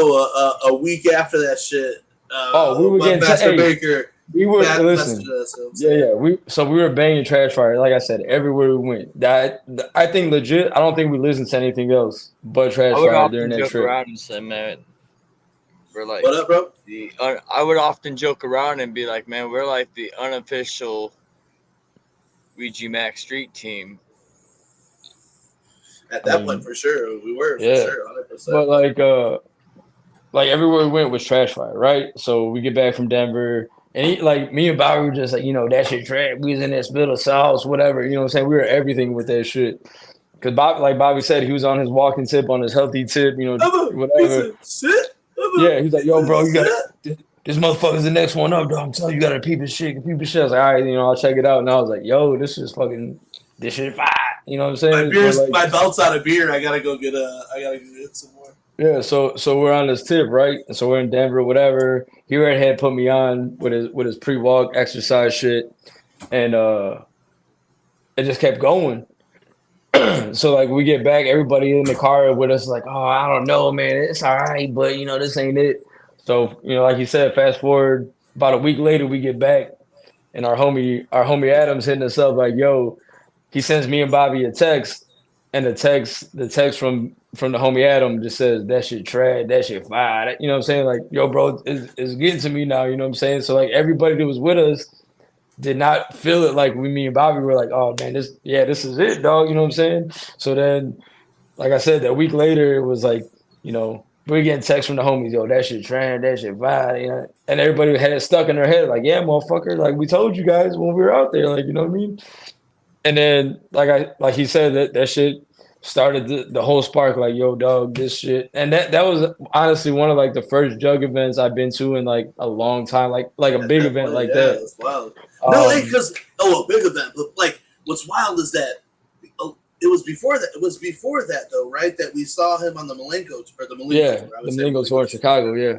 The Malenko tour. We saw Ouija do a short set or whatever, but during that short set, he did Urinal, and me and Jiggy Fresh looked at each other, were like, okay, this is it, you know what I'm saying? But I remember going to a show in Detroit, and it might have been around the same time that they dropped the Cypher where they were in like the boxing ring or whatever. But even when I heard Ouija then, I'm like, yo, this is gonna be like, this is what we need, you know what I'm saying? And really though, I'm not gonna front, man. Jiggy Fresh really did get in my ear, and Jiggy Fresh was in a renaissance at the same time, you know what I'm saying? And getting through a lot of, you know, I don't want to speak out of pocket or whatever. Jiggy Fresh was in the renaissance himself, you know what I'm saying? And to be where he's at, you know, now or whatever, I feel like Ouija has been like the soundtrack to our lives in so many ways when you're looking at that, you know what I'm saying? Yeah, what, you know, like, I don't want to get deep into it, but like what he's speaking on, you know, it was at that point, it was like a big fucking soundtrack to my shit. And then right after that, Gutter Water comes out, like he said, we were on Lake Michigan, and that's when, you know, we were out there, you know, coolers full of Modelos, getting harassed by lifeguards, fucking, you know, deep diving into Lake Michigan, you know, seeing how far our fucking anchor went. Dude, that shit was cool as fuck. That shit was dope as fuck. I still got the videos on here. One day we'll post them. We were deep down in Lake Michigan. We were taking, because I had the sandbag anchor, like a sandbag anchor to hold us down out there. And for real, bro, me and Jiggy would hold the rope and try to go down as far as we could into the fucking out of the rope. And that shit was down, bro. That shit was crazy. And we weren't even that far out. But yeah, I mean, but like Gutter Water was about to drop. Trash Gutter Water dropped that though. Gutter Water dropped while we were out. Like right before that, or that day. That day, yeah.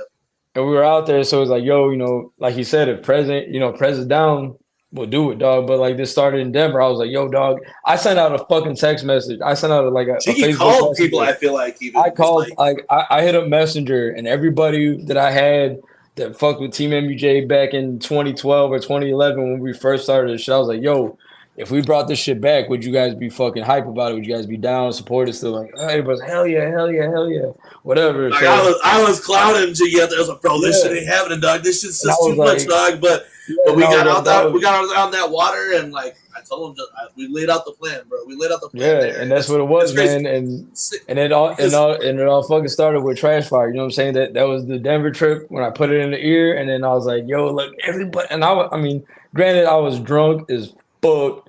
Like, that's where Jackie Fresh comes from. Is from that trip. Jackie Fresh lives in Denver. So like when we came out there, I was like, you know, dog, look at, and I was showing Bobby the phone, like, dog, look, everybody's fucking ready. Everybody's fucking out. Dude, we got to bring it back. We gotta, you know, and like I said, this was my first jug event in almost 10 years, right? So I'm like, yo, you know, whatever, we got to do big jug event, you know what I'm saying? So let's bring it back. So like, oh, whatever. We kind of blew it off. Whatever. We got back home, gutter water. We're on the lake. Yo, press is down. Let's do it. All right, cool. Press is down. All right, bet. We're gonna bring this shit back. We're gonna do this shit. We did it.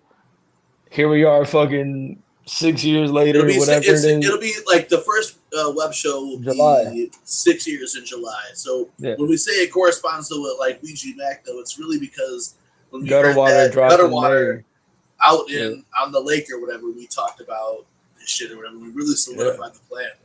A short time after that, after I talked to Prez, we locked it in or whatever, and then we got up together and we shot a Weekly Wicked Web Show.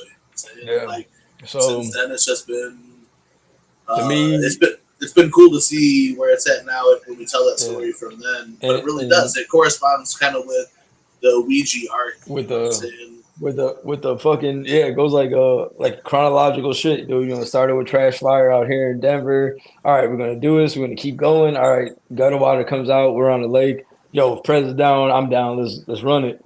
Absolutely. All right, cool. Prez is down. Let's bring it back. We did it. We're here now. We're still fucking kicking it. And everybody in the chat co-opted though too. But I saw Relic say Dirtbag is number one. Dirtbag is my favorite outside the elements. For sure. Can I just? I want to hear you though too. Yeah. Hold on, I do want to say with Trash Fire though, also just the way he did it though, off of iPhone fucking mic.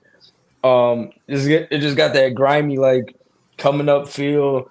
It's super hard, and to top that off, dude, when we seen him, like Bobby said, we seen him at the Malenko show, and then what really kicked it off is we seen him. What made me like, this is that motherfucking guy was the Silver Jubilee show. We're in Fort Wayne, right? Yeah. So it's Ouija, ICP, Waka Flocka, all these dudes, and Ouija hopped off the stage. Hey. After I'm done, blah, blah, blah, I'm in my merch booth. I'll be signing shit, yada, yada, yada. This motherfucker hopped off the booth, walked through the crowd, and I don't know, like, if he, because we haven't really did, like, much shit from them, but, like, he walked through the crowd, hopped off the front of the stage, walked through the crowd, and he stopped at us and gave us hugs. Like, yo, what's up, blah, blah, blah. I was like, oh, shit, like, we just took, oh, that's dope, But that, to me, was just, like, some dope shit, you know what I mean? Like, all right, cool. Like, every time that we've seen Ouija really since then, it's 9:44 my time right now too. I don't know if it's I'm out. Shout out 17. Shout out 17. But every time that we've seen Ouija since then, has really showed us love. Like man. Fuck off tours, or the fuck off, any tour, the gathering, the fucking the super. Everything, Super Gathering, Ouija really blew our mind. But legendary. Brigid, I want to hear about you then too. Now, you know what I'm saying? Long time Jug. Here we're in this whole other generation now. Tell me a little bit about that shit, and your element journey and what you like. It's a lot to get into. Obviously, someday maybe I'll spill the beans on my whole Ouija Mac journey, but I won't go too deep into it at this point. But deep. That's why we got Brigid Bites here. Go deep. Maybe no, but like I'm thinking back to DCG Con, so that's another event all of us were at that we didn't know each other at yet. So I was there. Yeah. That was an awesome weekend, and I was also myself just getting very much into Ouija, and I was so alone in it. You know what I mean? Like I felt like I was one of the only people that was around me that was fucking with this music hella heavy, What I liked about it a lot was his silliness. Really, like his jokes and shit were so Jug, and like I love the crudeness of the lyrics, and then his obviously flow and his raps are just so amazing. But I felt a lot like when I was getting into ICP and like. Let me talk about that picture, Shaggy. Let me talk about that picture. Bro, that's fucking. We're saying that shit away.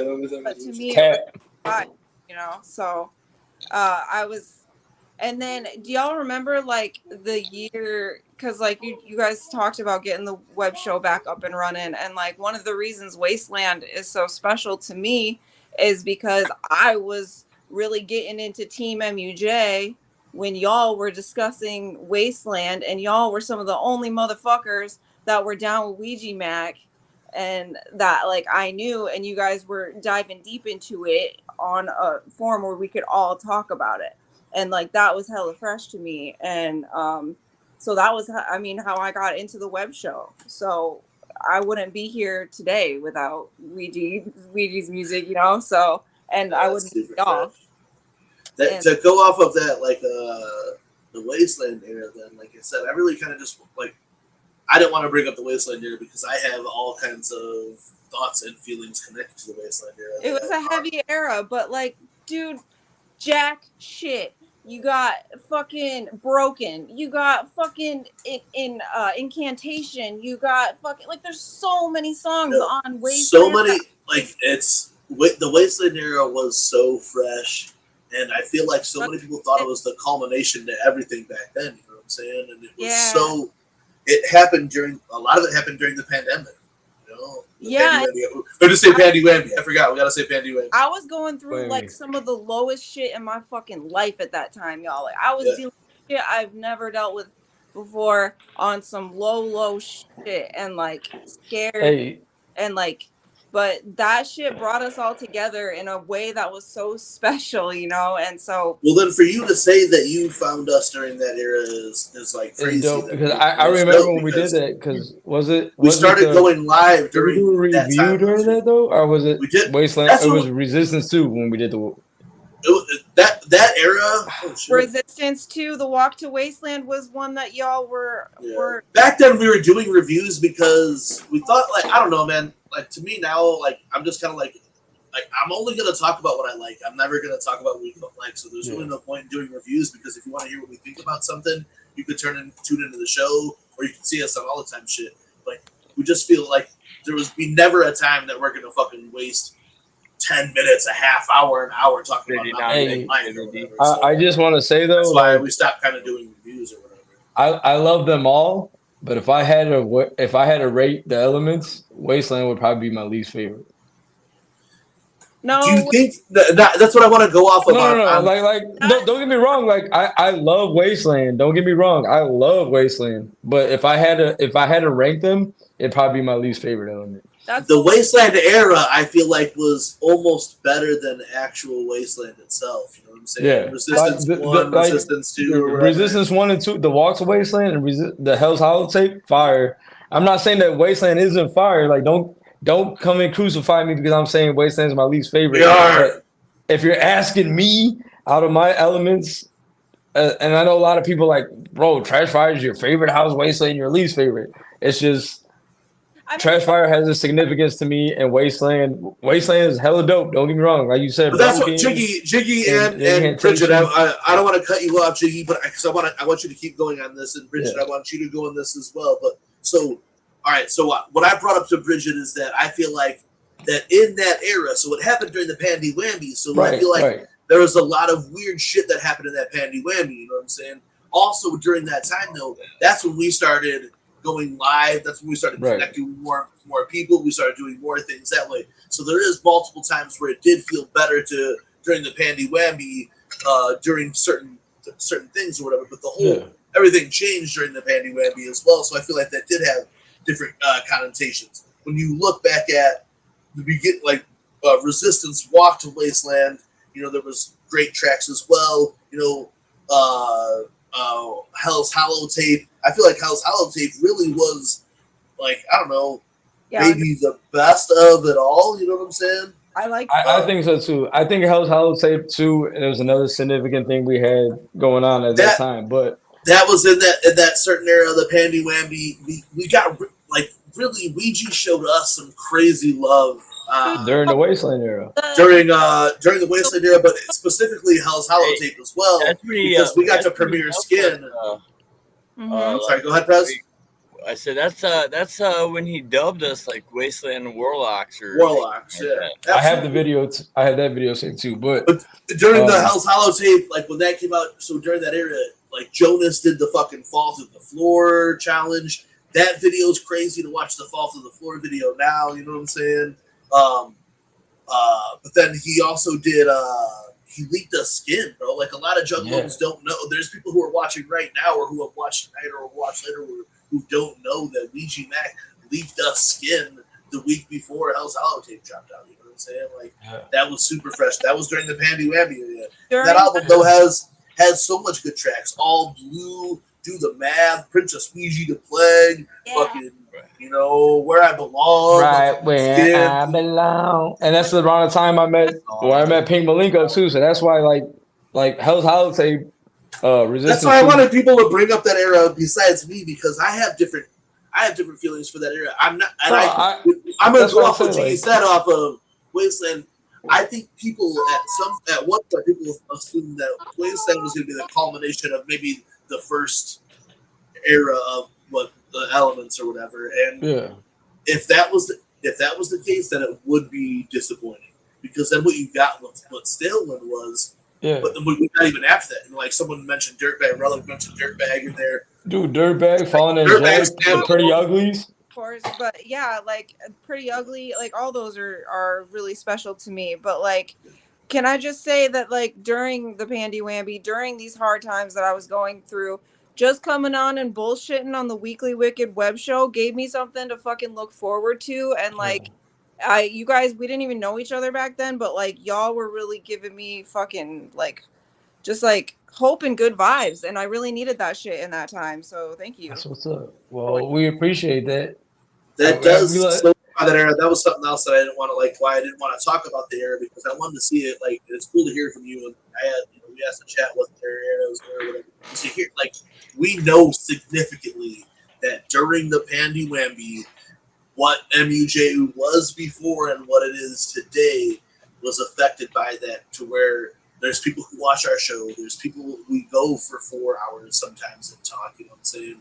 We've made the connections that we've done. We've got to do the gathering. You know what I'm saying, for the podcast shit. Is because Pandy Whammy was a blessing in disguise. Was the Pandy Whammy?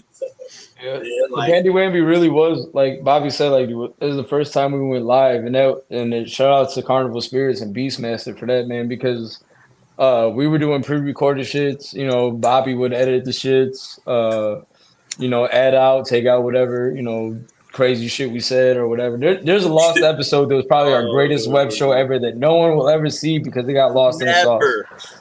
And that wasn't us fault. That was the app that we used or whatever. In that episode, we had like a moment to where we talked about and realized like that the time that we were living in now was longer than it took from Carnival of Carnage and Hell's Pit to drop. Yeah. So it was like it was been longer since Hell's Pit dropped, since the whole shit dropped. You know what I'm saying? Yeah. We all had a mind blowing moment, but it didn't save on whatever we were recording. Yeah. But again, man, that was our first time trying to use a green screen. Yeah. But like again, the whole thing, like I said, like I don't get me wrong when I say that about Wasteland. Like I love Wasteland, but if I had to rank Elements, it'd be my least. I get it. You're wrong. It'd be at the bottom. I get it. You said I'm wrong? Yeah. I love that you said it. I mean, that's fine, but that's the beauty of it. Bridget, we all got different opinions of it. Like all of our elements are different. Your favorite's not Trash Fire, is it? Is your favorite Trash Fire? Me? Yeah. But is it your favorite? No. Would you put it at the top? I would say that's probably my least favorite of. That's what I'm saying. You're wrong. You're wrong. You're wrong. Just because you're rocking the shirt, you're still wrong. No, but what I'm saying, that's the beauty of this shit, is that everybody and it's not like I said it. I do not hate Wasteland at all. I fucking love Wasteland. I'll bump the tracks. I'll bump it through. But the whole thing is element wise, if I'm ranking elements, that's down here for me. And we're the Wasteland Warlocks, bro. And we are Wasteland Warlocks. Hey, we're the Wasteland Warlocks. I'll play the video for right now from my phone, but what I'm saying is that to me, that's just my least out of the elements. Out of the elements is my least favorite. I won't say it's my least favorite, but if we're ranking elements here, I'm not judging you. I love Wasteland. Like, don't get me wrong. I kind of agree with Jiggy, and exactly when I go through it, I love the tracks that are on it. The era was crazy as fuck, but I definitely like. Still, one right now would be the absolute favorite. If it wasn't for Trash Fire, there wouldn't be like the devotion that I have maybe for Ouija, and if it wasn't for Gutter Water, there wouldn't be a MUJ. The thing about I like mine almost go in order except for Wasteland. Mine will go Trash Fire, Gutter Water, Stale Wind, and then Wasteland. I like the lore of Stale Wind a lot. Oh, I love it. I love them all. That's the thing. And I love what Stale One then progressed into to the detritus era and all this fucking scroll keeping and shit that we've been into now. You know what I'm saying? See, that's where it gets the lore of it now. That's where it gets that's where it gets super conflicting for me because I want to put Stale Wind at the top because of that and like the detritus shit and everything else that was involved in that. But like, if I had to rank them, I would say. If I had to rank, let's do that. Let's start off with that. Let's rank them, okay? If you personally rank them, mine would be Trash Fire. Mine would be Trash Fire, just because of the significance and everything that came along with that. Yeah. Gutter Water because of the significance and everything that came with that, and it was just a banger of album. Stale Wind for sure, just because Stale Wind, bro. Stale Wind was like that. That was the last one before you got to the detritus and everything, and then Wasteland. But like everything in between there, like that's the hard thing about Ouija, bro. Like you got to think about all the shit in between. Yeah, we did our 10 favorite tracks on JuggTalk last year. Elements, Biggie. Don't be over. Another one, real good stuff because we could do it all day, but we're specifically. Elements. If I would have to rank them, I'm gonna say Wastelands first. And then Stale Wind, and then Gutter Water, and then Trash Fire. Oh yeah, I respect it. I love it though. That's what I want to hear though, because I want to hear and like I said, everyone has their own stories, and like that's one of my favorite things. You know what I'm saying? Like about the shit that we do is that we get to tell stories and we get to hear stories or whatever. There is no wrong answer to this answer, Brigid. No matter what, there is no wrong answer to this question. There really isn't. Because like real like. And like, you know, I love the danceability of Wasteland. I feel like there's so many songs that I can dance to, like, and I feel like they go. Yeah. Hey, fuck boy, ya, Warriors Destroyer. Oh, hey, that Broken, like even fucking Broken. Broken, hey, telling you right now, Broken is the anthem. Like PG has been going through the fucking the stages. Like it's really so hard to compound it all as it's all come together because that just sparked a thought in my head. Fee-fi-fo-fum, and I'm like, God, this is so fucking good. And what's fucked up about Fee-fi-fo-fum is that you really can't fuck with it no more. You know what I'm saying? What do you mean? You really can't bump it anymore. You know what I'm saying? Because Roz got canceled. You know? Is it about somebody? I don't know. No, look it up, bro. Look it up. Make your own decision. I don't talk shit here on the Weekly Webshow, but Roz got canceled on some shit. So, but that song's cast as fuck. I think also that's why in that era then too it has that track on it, which like it's such a gas track, but like you really can't be bumping no Roz Delimnus no more or whatever. You know what I'm saying? But it has one of the lights it's got hatchet mode. It's got running shit, incantation, yo, critical meltdown. Oh, I don't know. Critical meltdown. Dead Homies, shit. Oh, Dead Homies was a gas one too, but Dead Homies is almost like a version of Somebody Died type shit that I want to do. Yeah. Well, hey, but I do want to piggyback off what Brigid was saying about. She was saying about what was the intro track? Oh, you said it. The Warriors. Destroyers. Hey, fuck, boy. Yeah, Destroyers. Right.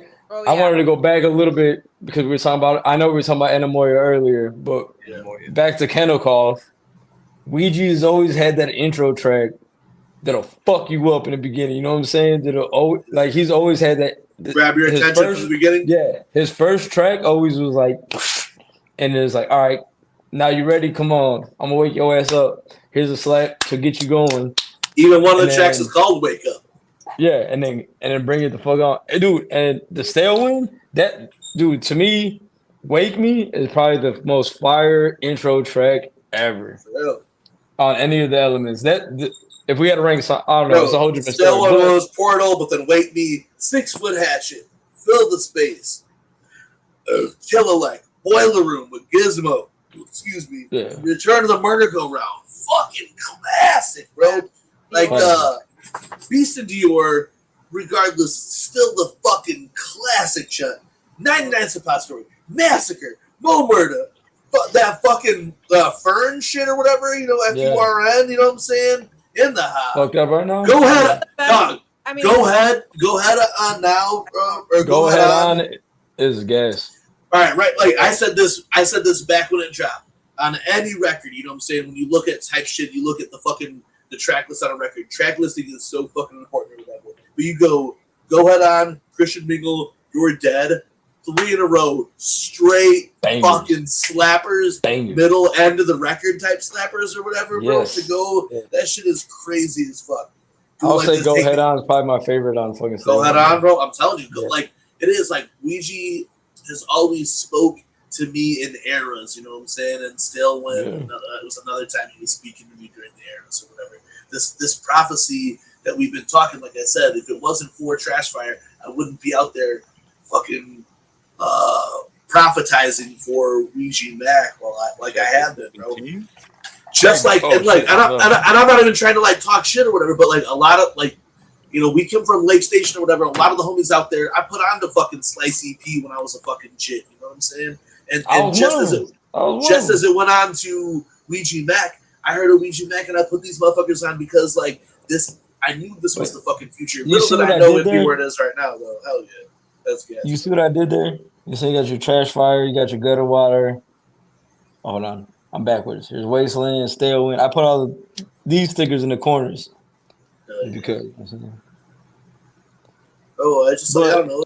It's a new era and it's been fresh as fuck. And like we've not only got to do the things that we dreamed of with the carnival throughout the state, but we've also got to meet people that we felt like we need to meet or we should have met or have maybe even met back in the motherfucking day. Oh, the other thing too is like we've said it before, like the elements, I feel, and I know we said it, it's like kind of like Ouija's Joker's card. You know what I'm saying? You got he really kind of said it recently himself then too, that you know what I'm saying, that Dark Planet is actually going to be the beginning of the second deck in a way, is what he was saying. Right. So you got all these factors. Like none of us were really, I mean, we might have been put on later, but none of us were really there from the beginning. You know what I'm saying? Of ICP. You know what I'm saying? Like we weren't there for Carnival Carnage.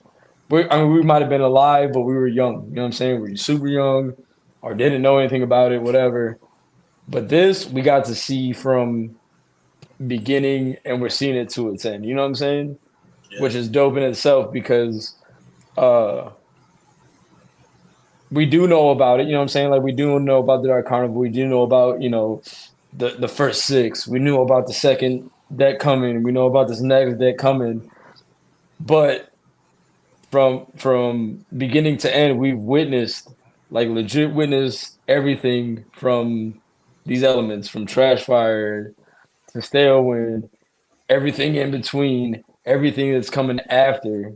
You know what I'm saying? And then it just keeps fucking going, and then now you add Darby in the mix, and it's just gonna be, you know what I'm saying, who knows where the shit's gonna go next, you know what I mean? And that's what's so hype about this fucking Juggalo world, because you don't ever know where the fuck next turn is gonna be. It's a fucking real carnival ride, bro. Like you're going up, you're going down, you're going left, you're going right, you're going sideways, loops, circles. Like you're saying though, too, man, it is really fresh too to like be there in the beginning of the from the beginning of the shit, man.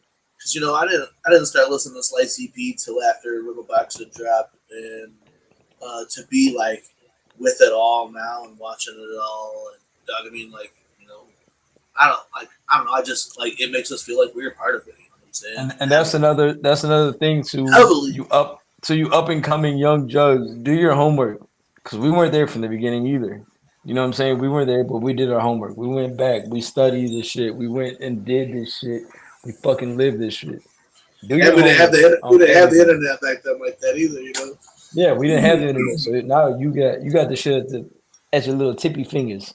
Go and do your homework. Don't be one of them fucking, oh yeah, I like this. Well, I don't know anything about the Joker's cards type beat. You know what I'm saying? Just fucking do your thing. Do your fucking homework. It's all right there. You can look it up easily. SpongeBob ass. And fucking do your thing. You know what I'm saying? You know what I'm saying? But it is dope. It is dope that we get to experience it from beginning to end. What'd you say, Brigid? I absolutely love that we call it doing homework because I was so bad at doing homework at school, but I really feel like I'm good at doing Juggalo homework. Nah, for real, it takes me back to what my mom used to say to me. She used to say, attention to shit if you could do your math as good as you could remember those fucking ICP lyrics and shit, you know, that was something my mom used to say to me all the time. Like, dead ass. Why can you remember ICP lyrics, but you can't remember your homework? And I'm like, yeah, it's because ICP's cool as fuck, mom. Because that shit's fire, mom. I don't know what to tell you. School sucks, mom. Fuck School's that trash. shit. This shit fire. You know what I'm saying? But it is though. I think it's super cool that we get to catch it. That we caught it. We were able, even being older, and that's the thing that gets me too. That everybody's like, oh, you know, the older heads ain't feeling Ouija. Older heads ain't doing it. Speak for yourselves, motherfucker. Yeah, speak for yourself, bitch. Because we've been. But even Ouija, even Darby, you know, in the Anamoya shit, he said, you know, talking about old heads, you know, like talking about Spinal Fluid Smoothie. Spinal Fluid Smoothie is my favorite fucking song of last year. Dude, hey, look at Nick Bizarre's fucking story. Look at Nick Bizarre's story from the other day. We were watching Spinal Fluid Smoothie on the TV, right? Yeah. Both of my Bella and Damien. Damien's climbing up the motherfucking entertainment center to facing the TV like this, watching Spinal Fluid Smoothie. Bella was playing that shit earlier, bro. That's the chut, dog. Like that's my favorite shit. You know what I'm saying? Like, it is, dog. I was watching, you know, we were watching videos and shit last night, and I'm like, man, like just like I don't know, even just 2 years ago, doing Christ to the Blackheads in the basement type beat, right? Seeing Spinal Fluid Smoothie or Moon Fit for fucking, you know, castles, you know what I'm saying, type beat, you know what I'm saying. It's still like, yo, like. The shit's just fucking crazy to see Graveyard Shift. Everybody run Graveyard Shift up so we can get what's next. You know what I'm saying? Yeah, bro. We're at 71,000 now. We need more than that shit. Run that bitch up. But just to see this shit now, like, you know, like little seeds. It's like little seeds that were planted all over, and now they're all like blooming and blossoming. It's awesome. Yeah. That and that's the homie. Like I say it too though. Like Weezy Mac is the motherfucking homie. You know, like I'm not, you know, gonna say any type of other shit, but I know for sure, like, you know, Darby O'Trill is like watching my motherfucking brother achieve this shit. You know what I'm saying? Watching Darby O'Trill do this shit with Weezy Mac, which flows flawlessly, which is so fucking cool, you know what I'm saying? Which fits fucking perfectly, which some people could never, you know what I'm saying? You know, hey, but I was dog. I was watching, you know, because I'm not gonna take away from anything before this, but we never forgot, dog. I was watching the Bands Don't Stop video last night, dog, and I'm like, even just to think from that is an instant Juggalo classic. Absolutely. We've had so much freshness, but I feel like Anamoya is like we're really, really hit where Darby where Ouija finally did it with an actual Juggalo artist. I mean, I'm not saying even Death Plus wasn't a Juggalo artist. I think like I'm not like we played that Death Plus early video. Like Death Plus to me is like in this category of this era of other artists like Lil Peep and shit who came out in this timeline. So I look at him in some kind of different way. If it's disrespectful, I apologize or whatever. But when it comes down to the Juggalo shit, like this is the first Juggalo of like collaboration type shit that Ouija did. You know, even Triz, you know what I'm saying, who fucks around with type shit. This is real Juggalo shit. Him and Darby came on Anamoya on something that was like really real for the Juggalos. You know what I'm saying? Like everything about this is for us completely. You know what I'm saying? Like where We Never Forgot is a classic to us, a classic to me, a classic to all of us, holds deep in our heart, and I bump that shit every day. But that's not what you look at as like a Juggalo record or whatever. Anamoya is a full on 100% for us, by us. Real jug shit. That to me is like Brigid said, bro. That's like an album I've been waiting on. We've been waiting on since, you know, Baby Jiggy, Baby Brigid, Baby Prez, Baby Bob. You know what I'm saying? Like, yeah, we knew. I feel like, you know what I'm saying, everybody knew eventually it was coming, right? You know what I'm saying? Like everybody felt it coming. Everybody knew it was gonna happen. But the way it happened, how fast it happened. From, you know what I'm saying, like you said, we fucked with Darby back then, coming up, you know what I'm saying, watch them. 2020. Yeah, you know what I'm saying. In the 4 years or whatever, if it's been like 4 years that we've really been like fucking with Darby, in those 4 years. I don't know how long ago that was. Piecemeal was around that time. It's been like Piecemeal's probably dropped about 4 years ago now. Okay. Because we did the first time it dropped. Yeah, I mean Gully, I was like hyped for the Gully drop. You know what I mean? Yeah, we were all hyped for Gully because that shit was just on some other. But I y'all that I barely even knew of Darby's affiliation with Ouija. Like I knew that like kind of, but I was in Denver at the time, so I knew more of his affiliation with like LSP than Ouija.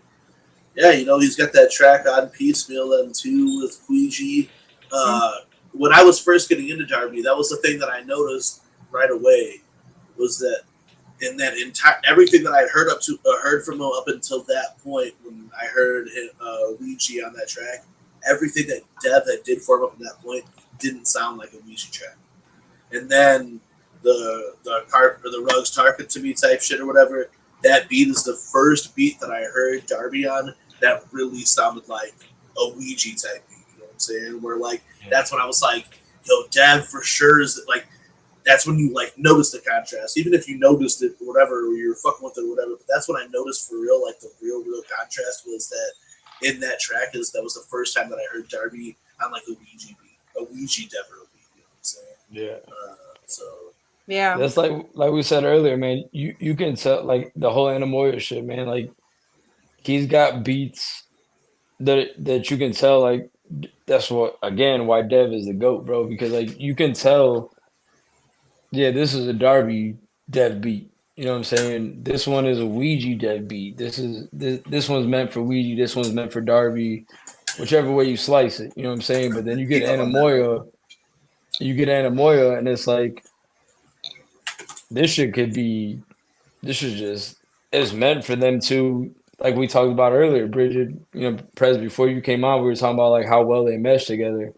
And when you get Dev knowing the artist, you know what I'm saying, being brothers with these motherfuckers, you know what I'm saying, being, you know, connected with Ouija, being connected with Darby, and you put them 3 or 4 together with Shaggy too, you know what I'm saying, and Chunk and you know what I'm saying.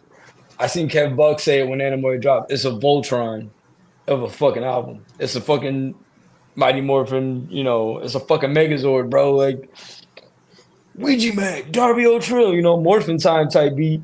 And you get all these motherfuckers. You get all these motherfuckers together, and you got this fucking monster. That is chapter 17. That is chapter 17. That is Ouija Mac. That is Darby O'Trill. That is, you know what I'm saying, all these pieces together, and you roll them up in a ball, and you can make whatever the fuck you want and make this shit pop off. And that to me is what makes this era super exciting, is because everybody's so well connected. You know what I'm saying? You have, like I said, you have the Dev, you have his connection with Darby, you have his connection with Ouija, then you get Shaggy the Airhead, and you have Shaggy's connection with Darby, you have Shaggy's connection with Ouija, and then, you know, all these other guys, all these features, all these people coming in and out. It's just everybody, like Kev Buck said, bro, it's a Voltron of artists. The album is a Voltron.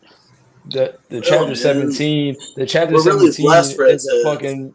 Yeah, the chapter 17 is like this though too, man. Yeah, it's a Voltron, it's a fucking Megazord, it's a fucking Captain Planet, whatever the fuck you want to call it. It's a mixture of all these motherfuckers together.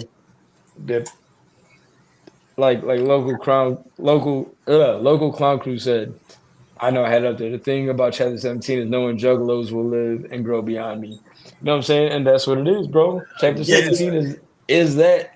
They're the missing chapter. Go read up on fucking Behind the Paint. What chapter is not in that book? Goodness. Y'all. What chapter is not in that book? I hate to like cut out like this, but it's getting kind of late for me, so I get it for sure. Be like dipping out here pretty soon. But this has been hella dope, and like I always love talking jug shit and Ouija shit with y'all, so I hate to cut it short, but I do gotta be going here pretty soon.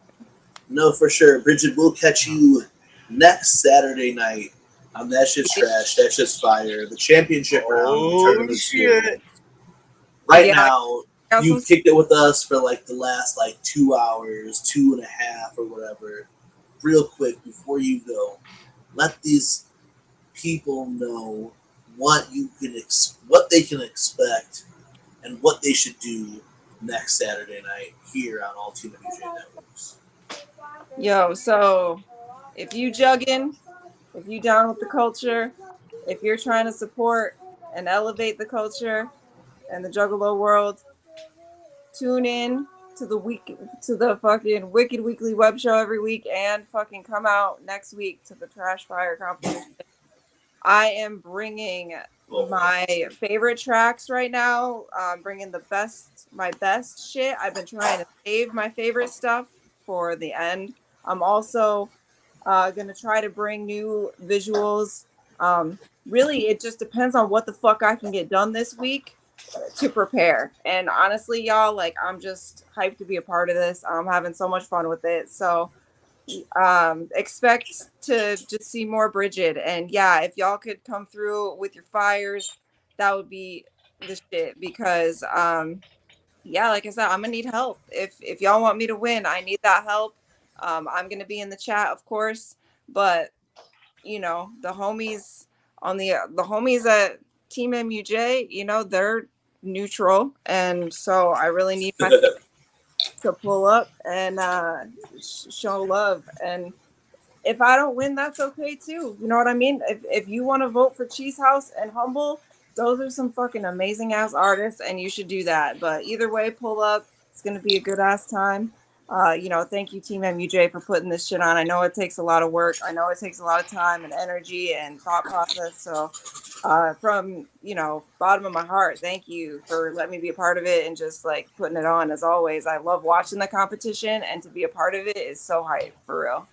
Hell yeah. Thank you so much, Brigid, for not only taking your time with us tonight, but everything you've done in the tournament and beyond that. You know what I'm saying? Like I said, we put you on this pedestal per se, you know what I'm saying, because of what we see in you, whether it be from, not like I said, just participating in Juggalo, but putting it together, hosting it, running that type of shit, but then everything you've done outside of that. You are a staple in the Juggalo community, and I feel like that's why you were on top. Thank you again for tonight. Again, you know what I'm saying?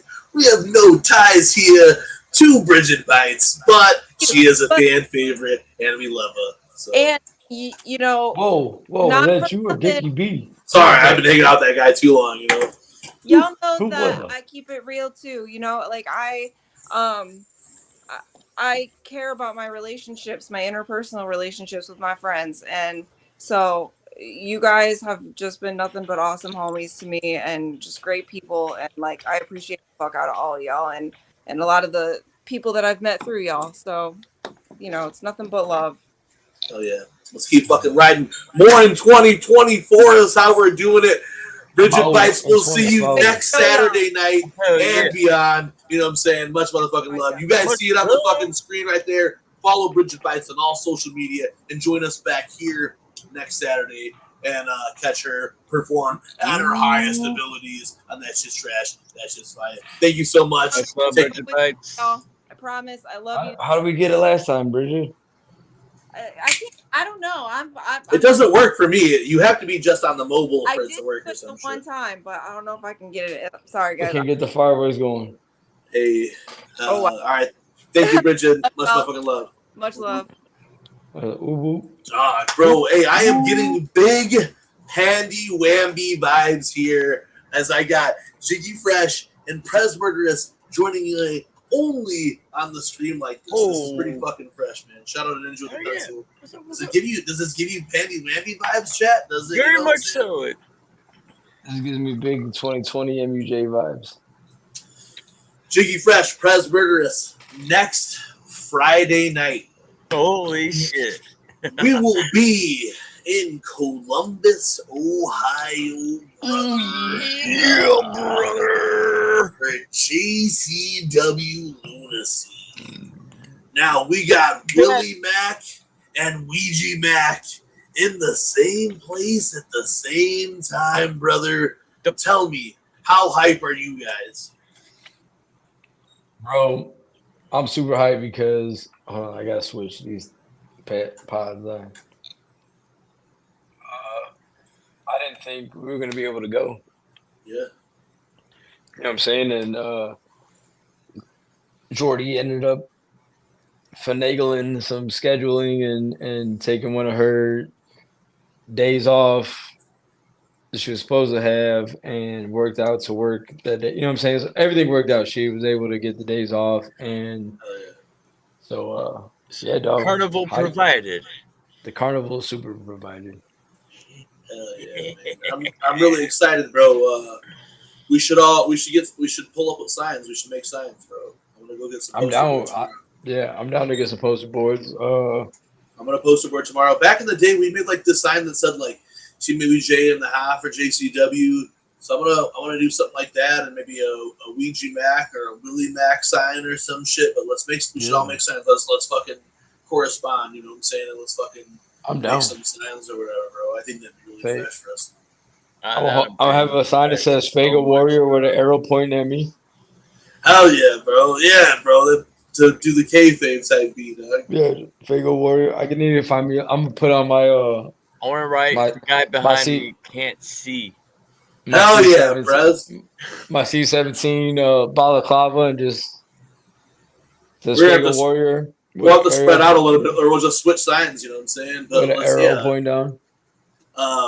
When Prez and I used to go back to him, out to him back in the day, we would bring signs and shit. One time we had a sign that said "fuck the haters," and they fucking ripped the shit. And they took the shit and ripped them. Yeah, ripped the shit or whatever. You know what I'm saying? No, back then, Prez should have came with the sign that says "I'm Rider Green" because it was Rider Red and Blue. He should have been. I should have. I mean, I know I'm not. I mean, that's hearsay. That's purely speculation. Good times back in the fucking day at JCW, so I'm really hyped for this. And instead of, we'll get Ouija back to do the intermission here at JCW. Man, that card looks super fresh, crazy. The card looks crazy. You got the guys coming from NWA. You guys got we got Violent J, the Commish. We got Bully Ray. Motherfucking Construction. Bully Ray. The Brothers of Construction. Willie Mac. Willie Mac. You know what I'm saying? JCW Champ, Congo Khan. What's this guy's name here next to Willie Mac and behind Violent J? Behind him? Yeah. Is that Ellsworth? Yeah, that's Ellsworth right there, bro. So it's gonna be fucking fun, man. I really love JCW. Before I got roofied at Violent J's birthday party, I was like really, really enjoying the JC dub that had happened then. You know what I'm saying? I don't even remember anything from that night. Dog, I was like super gassed up for fucking JC dub, and then I got a drink from somebody during JC dub, and I got like straight up. I was roofied. Like, I'm gonna blame Dev and Darby and them for making me take the Jaeger shot and throwing me. Dog, I think the beer that I had drank was meant for you, and I drank it, bro. And there had to be something in that shit. Dog, I'm like, I was spun out on some shits, bro. It was wild. That was wild. I was definitely spun out on something. Brothers of Funstruction were there. Van Piro was there. That was like such a gas match, or the matches that went on that night. But then as soon as that had happened, someone handed me a drink, and I drank it, and I just like, I wasn't blackout, but I was like, what's going on? Yeah, I was fully like fighting off fucking the adrenaline from that point on. It was disgusting and scary. But back before that, Presbo and I used to hop out to the JC dub events out at the Modern Exchange and see those regularly. So I'm happy to see ICP or Psychopathic do JCW regularly over the last few months, doing it at Juggalo Day weekend, and now doing this event here. And I'm super happy that we're able to post up. And those who don't know, that actually goes into another story that may or may not be told. Absolutely, that's some straight up lore. Tell that lore, Weekly Prez Murderous. That's more fucking lore right there from Strange and TeamMUJ. Mysterious lore. No, that's not Strange, Dark, and Mysterious lore. That's real ass. That's Juggalo lore. Tell them about Bigfoot. No, oh yeah, oh shit, that is. We did tell that Bigfoot. Okay, well, I was saying just last week here on That Shit Trash That Shit's Fire was 420, and we talked about going out to JCW on 420, and that was the same night that we saw Bigfoot. I wasn't even gonna bring that up, BobeBlaze. All right, so that's what I was thinking here. So here, I feel bad about that. Oh. Now here we end up having a long interview with JCW's Weed Man. While who else was in the car with him? Goldie got fucking dude with the gold locks. What's his name? Fucking who was that? Who was with him in the car? All right. Well, look. So regardless, what was his fucking name? Look it up, brother. I'll get back to you. Well, all right. So here on 420 in Detroit, outside of Detroit, we were at a Modern Exchange, JCW. We had Weed Man and someone else, in the car, and we did an interview with Weed Man. We talked shit. We talked a little bit about what was going to happen that night, but it was 420, so we were like blowing big fucking bags. You know what I'm saying? And we got really deep into the indica because the sativa got us there. So we started getting into the indica, and we were blowing some lavender kush, and we got hella bait, got Weed Man hella bait. What was the other fucking guy? I can't remember his fucking name or whatever. But we got super bait. Weed Man talked all kinds of shit, and that night, Weed Man lost his belt to who was it? What's his name? Big wrestler. Man, it was such a horrible fucking experience. I completely the whole thing. What's his name? He's a big ass wrestler. He's super known though. You know what I'm saying? Congo Khan? No, he was a cop. Colt Cabana, yeah. That night, Weed Man lost to Colt Cabana and lost the JCW title to Colt Cabana. But after that night, when we woke up in the morning, because that night we had politicked heavy, and we ended up talking to KG. We talked to Kevin. Sexy Slim Goody. Sexy Slim Goody broke Prez Murderous's van's back seat from sitting his fat ass heavily on it to an hour. He did, dude. He broke the fucking seat. It. Sitting there for an hour, he broke the fucking seat, getting high off lavender kush. Yeah.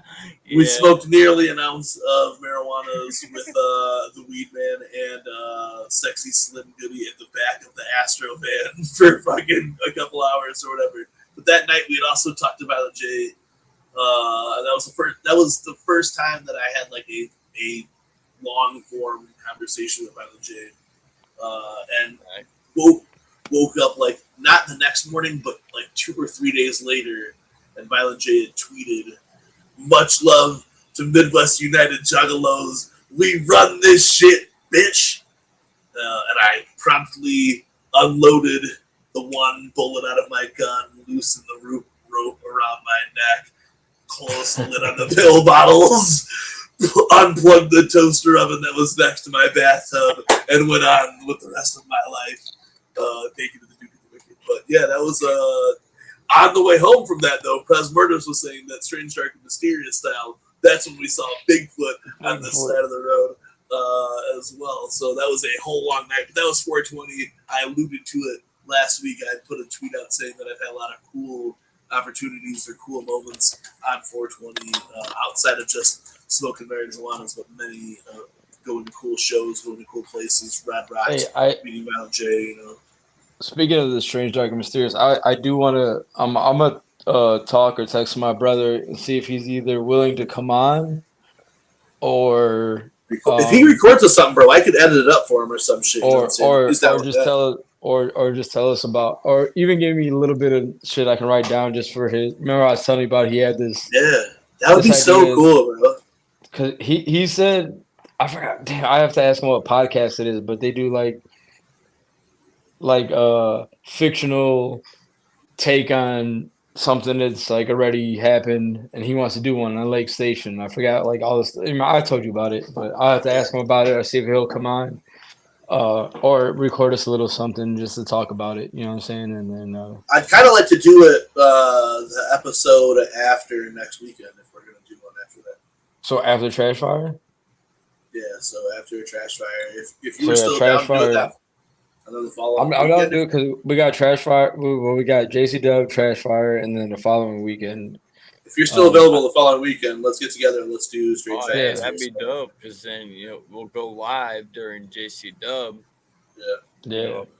And then we'll have Trash Fire the next night. Yeah, Prez, I don't know if you missed that also though, but Trash Fire will be the night after JCW. So kind of just come prepared. If we need to leave a bunch of shit at Jiggy's house, we come back there the next day, power nap, fucking order some food, and then do Trash Fire. But that looks like I was going to have to go. There's no other way to do Trash Fire without it. You know what I'm saying? So everyone who's rolling with us stuff next weekend will be, you guys can catch us live on our Instagram periodically throughout JCW, catching the matches and catching the matches, catching the fucking road there. Road trip style. Us together with the homies. Jugs while we're out there. Fago Warrior's gonna be there. Andrea, fucking King B. Warrior, if you're still listening, man, I'm gonna need you and like Port Merkins and fucking Tote or why not to cut us some promos for Trash Fire or some shit. I think that'd be really fucking fresh. You know what I'm saying? Yeah. Hey, we should make signs for Trash Fire, bro. We should make Trash Fire signs for like tomorrow. If it was live, it'd be cooler because then they'd be able to see it. You know what I'm saying? It'd be cooler. But that's why we need to. We just need to make TeamMUJ signs for sure. All of us need to have a different TeamMUJ slogan, like TeamMUJ, Family United, Not Divided. TeamMUJ, that's just trash, that's just fire. TeamMUJ live at JCW or some shit. Wow. Hashtag oh wow. I'm making a big old wow sign. But look, Warrior, so every time something crazy happens, why not? Port Merkins. Oh, wow. I know you said you like to rewatch the stuff. Shout out Port Merkins, but like if you guys are down to either tell us a strange dark mysterious story or cut us a little promo for Trash Fire or some shit, we'll record it while we're in Columbus next weekend. Port Merkins has got the sickest fucking shoe game in the jug world, bro.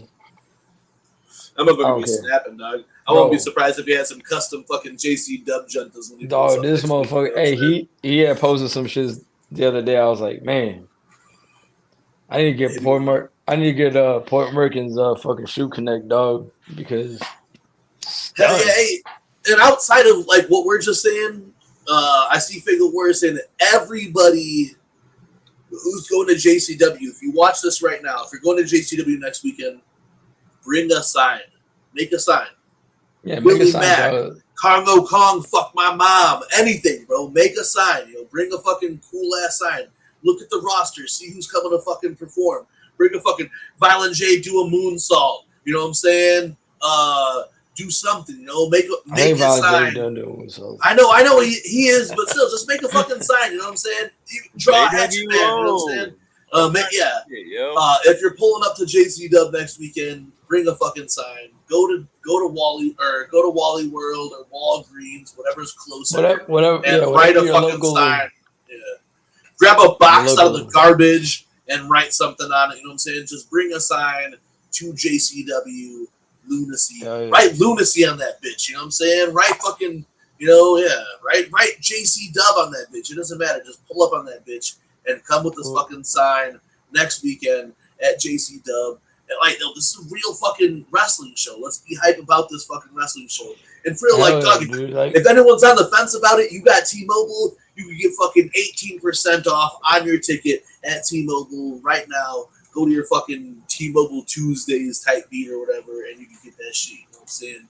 EC still in the house, bro. Everybody who's sticking with us through 333 in this bitch, 333 all the way around that motherfucker right now. Yeah. But everyone who's sticking with us the whole time, man, much motherfucking love. We appreciate y'all all day. You know what I'm saying? So to do Trash Fire last weekend and to come back after a month's break of that the Weekly Wicked Web Show Bro, Where's my fucking... Was it thumbs up earlier? Yeah, I don't know. Are they doing it though now? Oh, there you go. Oh. Whoa, what the fuck? How the fuck? Whoa. What the fuck? They're on it does it only on mobile, I guess. It doesn't do it when I do it this way. What the fuck is that shit? Oh, my Cody Road shit, baby. I want fucking fireworks on my shit. What the fuck? Yeah, well, get your camera to work first, buddy. Shout out Mikey Sears for the Cody Rhodes line in yeah, I was so confused. I was like, I don't know what the fuck they're listening to. I was all looking at my tabs to see if I had anything open. I don't. It's like yeah, I'm sorry that hey, at least Prez and all this talk gets cool as fuck for all it does. It gives big pandy whammy vibes. But this just shows, man, like this is what we want to do here with y'all. Let's kick it and chop it up on the weekly. Love y'all, motherfuckers. To be able to be here with Prez and Shaggy Fresh is dope. I can't wait to see both you guys in person next weekend for JCW, man. We're gonna have such. Hey, speaking of which, if we cut the stream, let's talk a little bit. Yeah, because the rents are gonna take them either Thursday night. Let's talk about that. We'll talk about that. But yeah, much motherfucking love tonight, man. We talked all kinds of shit. The only thing that we really didn't touch on was that Violent J was on Dan Severin's podcast. He talked a bunch, you know what I'm saying? It's another one of those podcasts that I would like. I urge you guys to listen to. He talks some funny shit, you know what I'm saying? He says some things that I got misinterpreted. I got the cliff notes from Humble. Yeah. All right. So what did you have to? What did you have to think? From reading the cliff notes, and what did you have to think about that podcast, man? I mean, it was dope, but like I know Humble was saying some shit like, you know, I forgot what it was he said.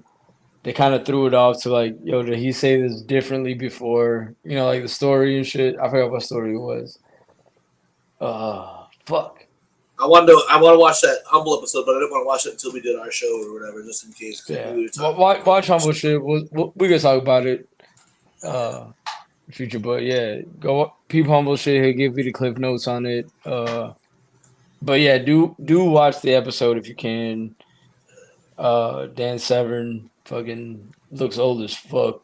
Dog, when he said it, he's like, "Oh, you mean with my fucking white hair now or whatever?" But hey, it goes back to a lot of the shit that Violent J talks about. And I know he's told some of these wrestling stories that he talks in this one, but we still need that lost chapter where he talked WCW shit.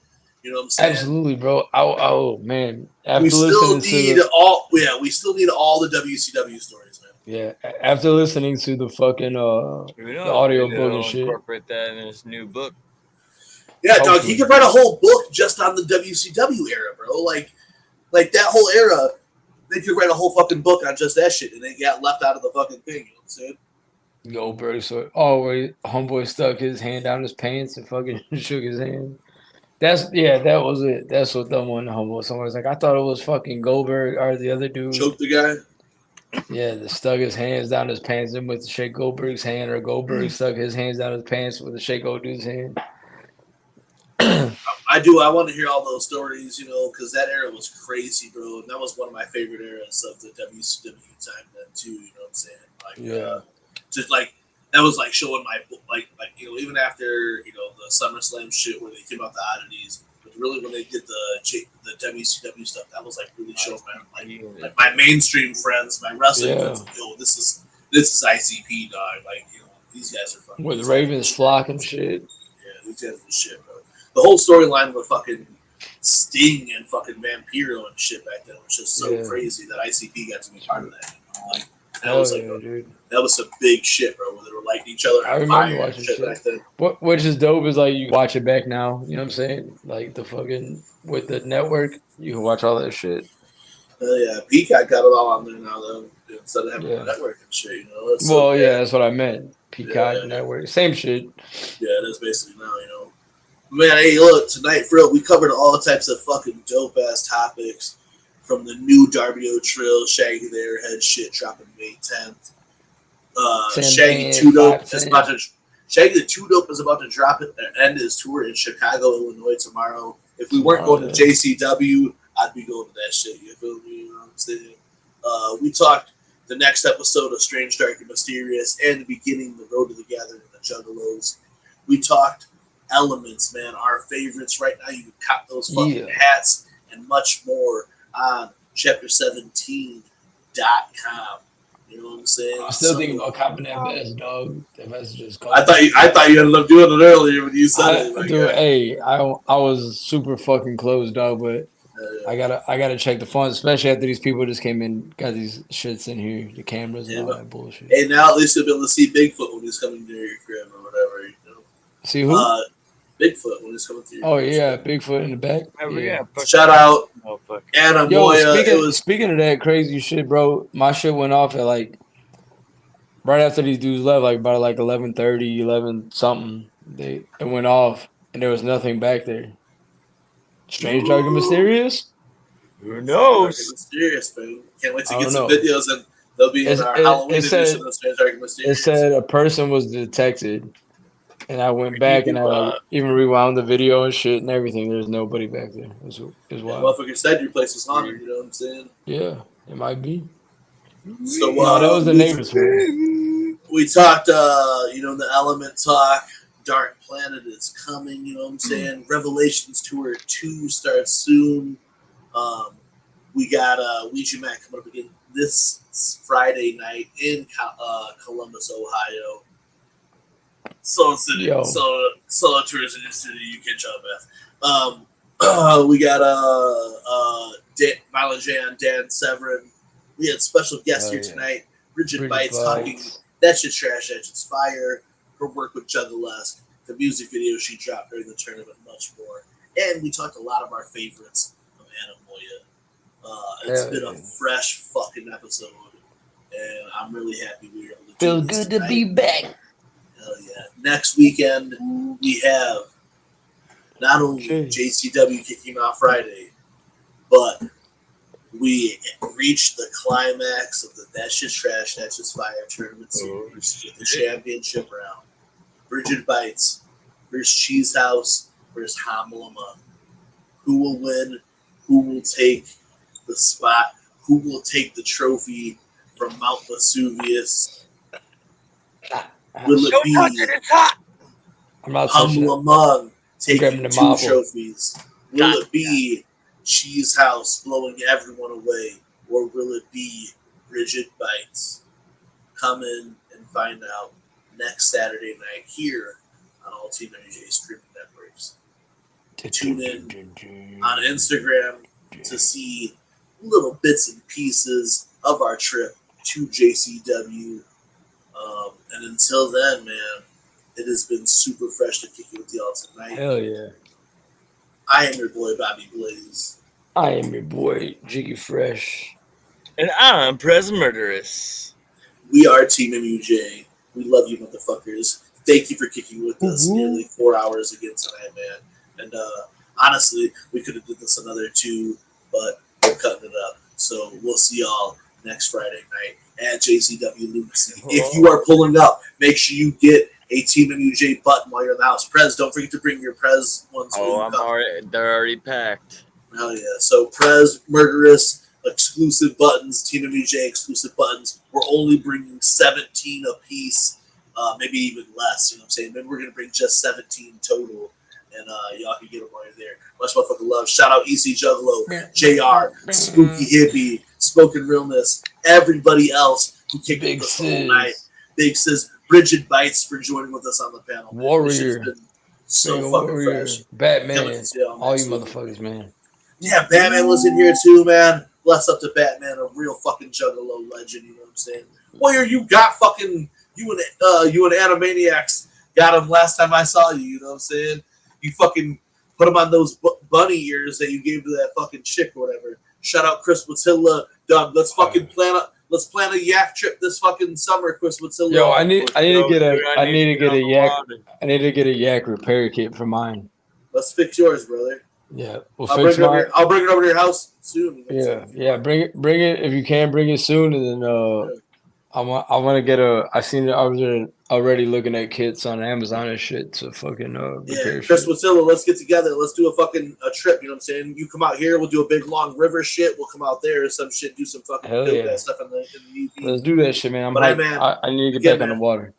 Weekly Wicked Webshow, bro. It feels good to be back in this bitch. You know what I'm saying? You know, the vibe has been trash fire for the last month. We got one more episode left. until we come back fully. When we come back with the Weekly Wicked Web Show, we got the Strange, Dark, and Mysterious, and we begin our road to the gathering of the Juggalos. Something wicked this way comes. Shout out Cheese House. Man, Cheese House about to bring that cheesing. Cheese House about to bring that cheesing next week. Shout out Androponics. Much motherfucking love, Androponics. Shout out fucking Butcher Pete. Shout out. Yeah. Again, Butcher. Hey, yo, JR, man. If you like Butcher Pete said, I need one more like for 17. Someone who's going to be 17 right now. Hit that motherfucker. You know what I'm saying? Hit that shit. Don't forget to fucking like, subscribe, and comment while you're here. You know what I'm saying? We need that shit so we can keep the fucking beating the fucking algorithm in this motherfucker. Hit that notification bell. Hey, yo, JR, though, for real, man, pull up with your mobile studio. Let's set up a date. We'll get Bobby out here with the decks, and we'll knock some shit out on some real jug shit. Much love to all y'all, man. If you watch it live, that's the shit. If you catch the recap, that's the shit. In the description, all the links you need to press are there. And we can't wait to see you guys at JCW. And then for That Shit Trash, That's Just Fire. You know how it goes. Much motherfucking love. Hey, Jiggy and Prez, y'all stick around for a second so we can talk some shit. But here goes the motherfucking outro. You know how it goes. I'm Prez Murderous, and I endorse this message. Oh.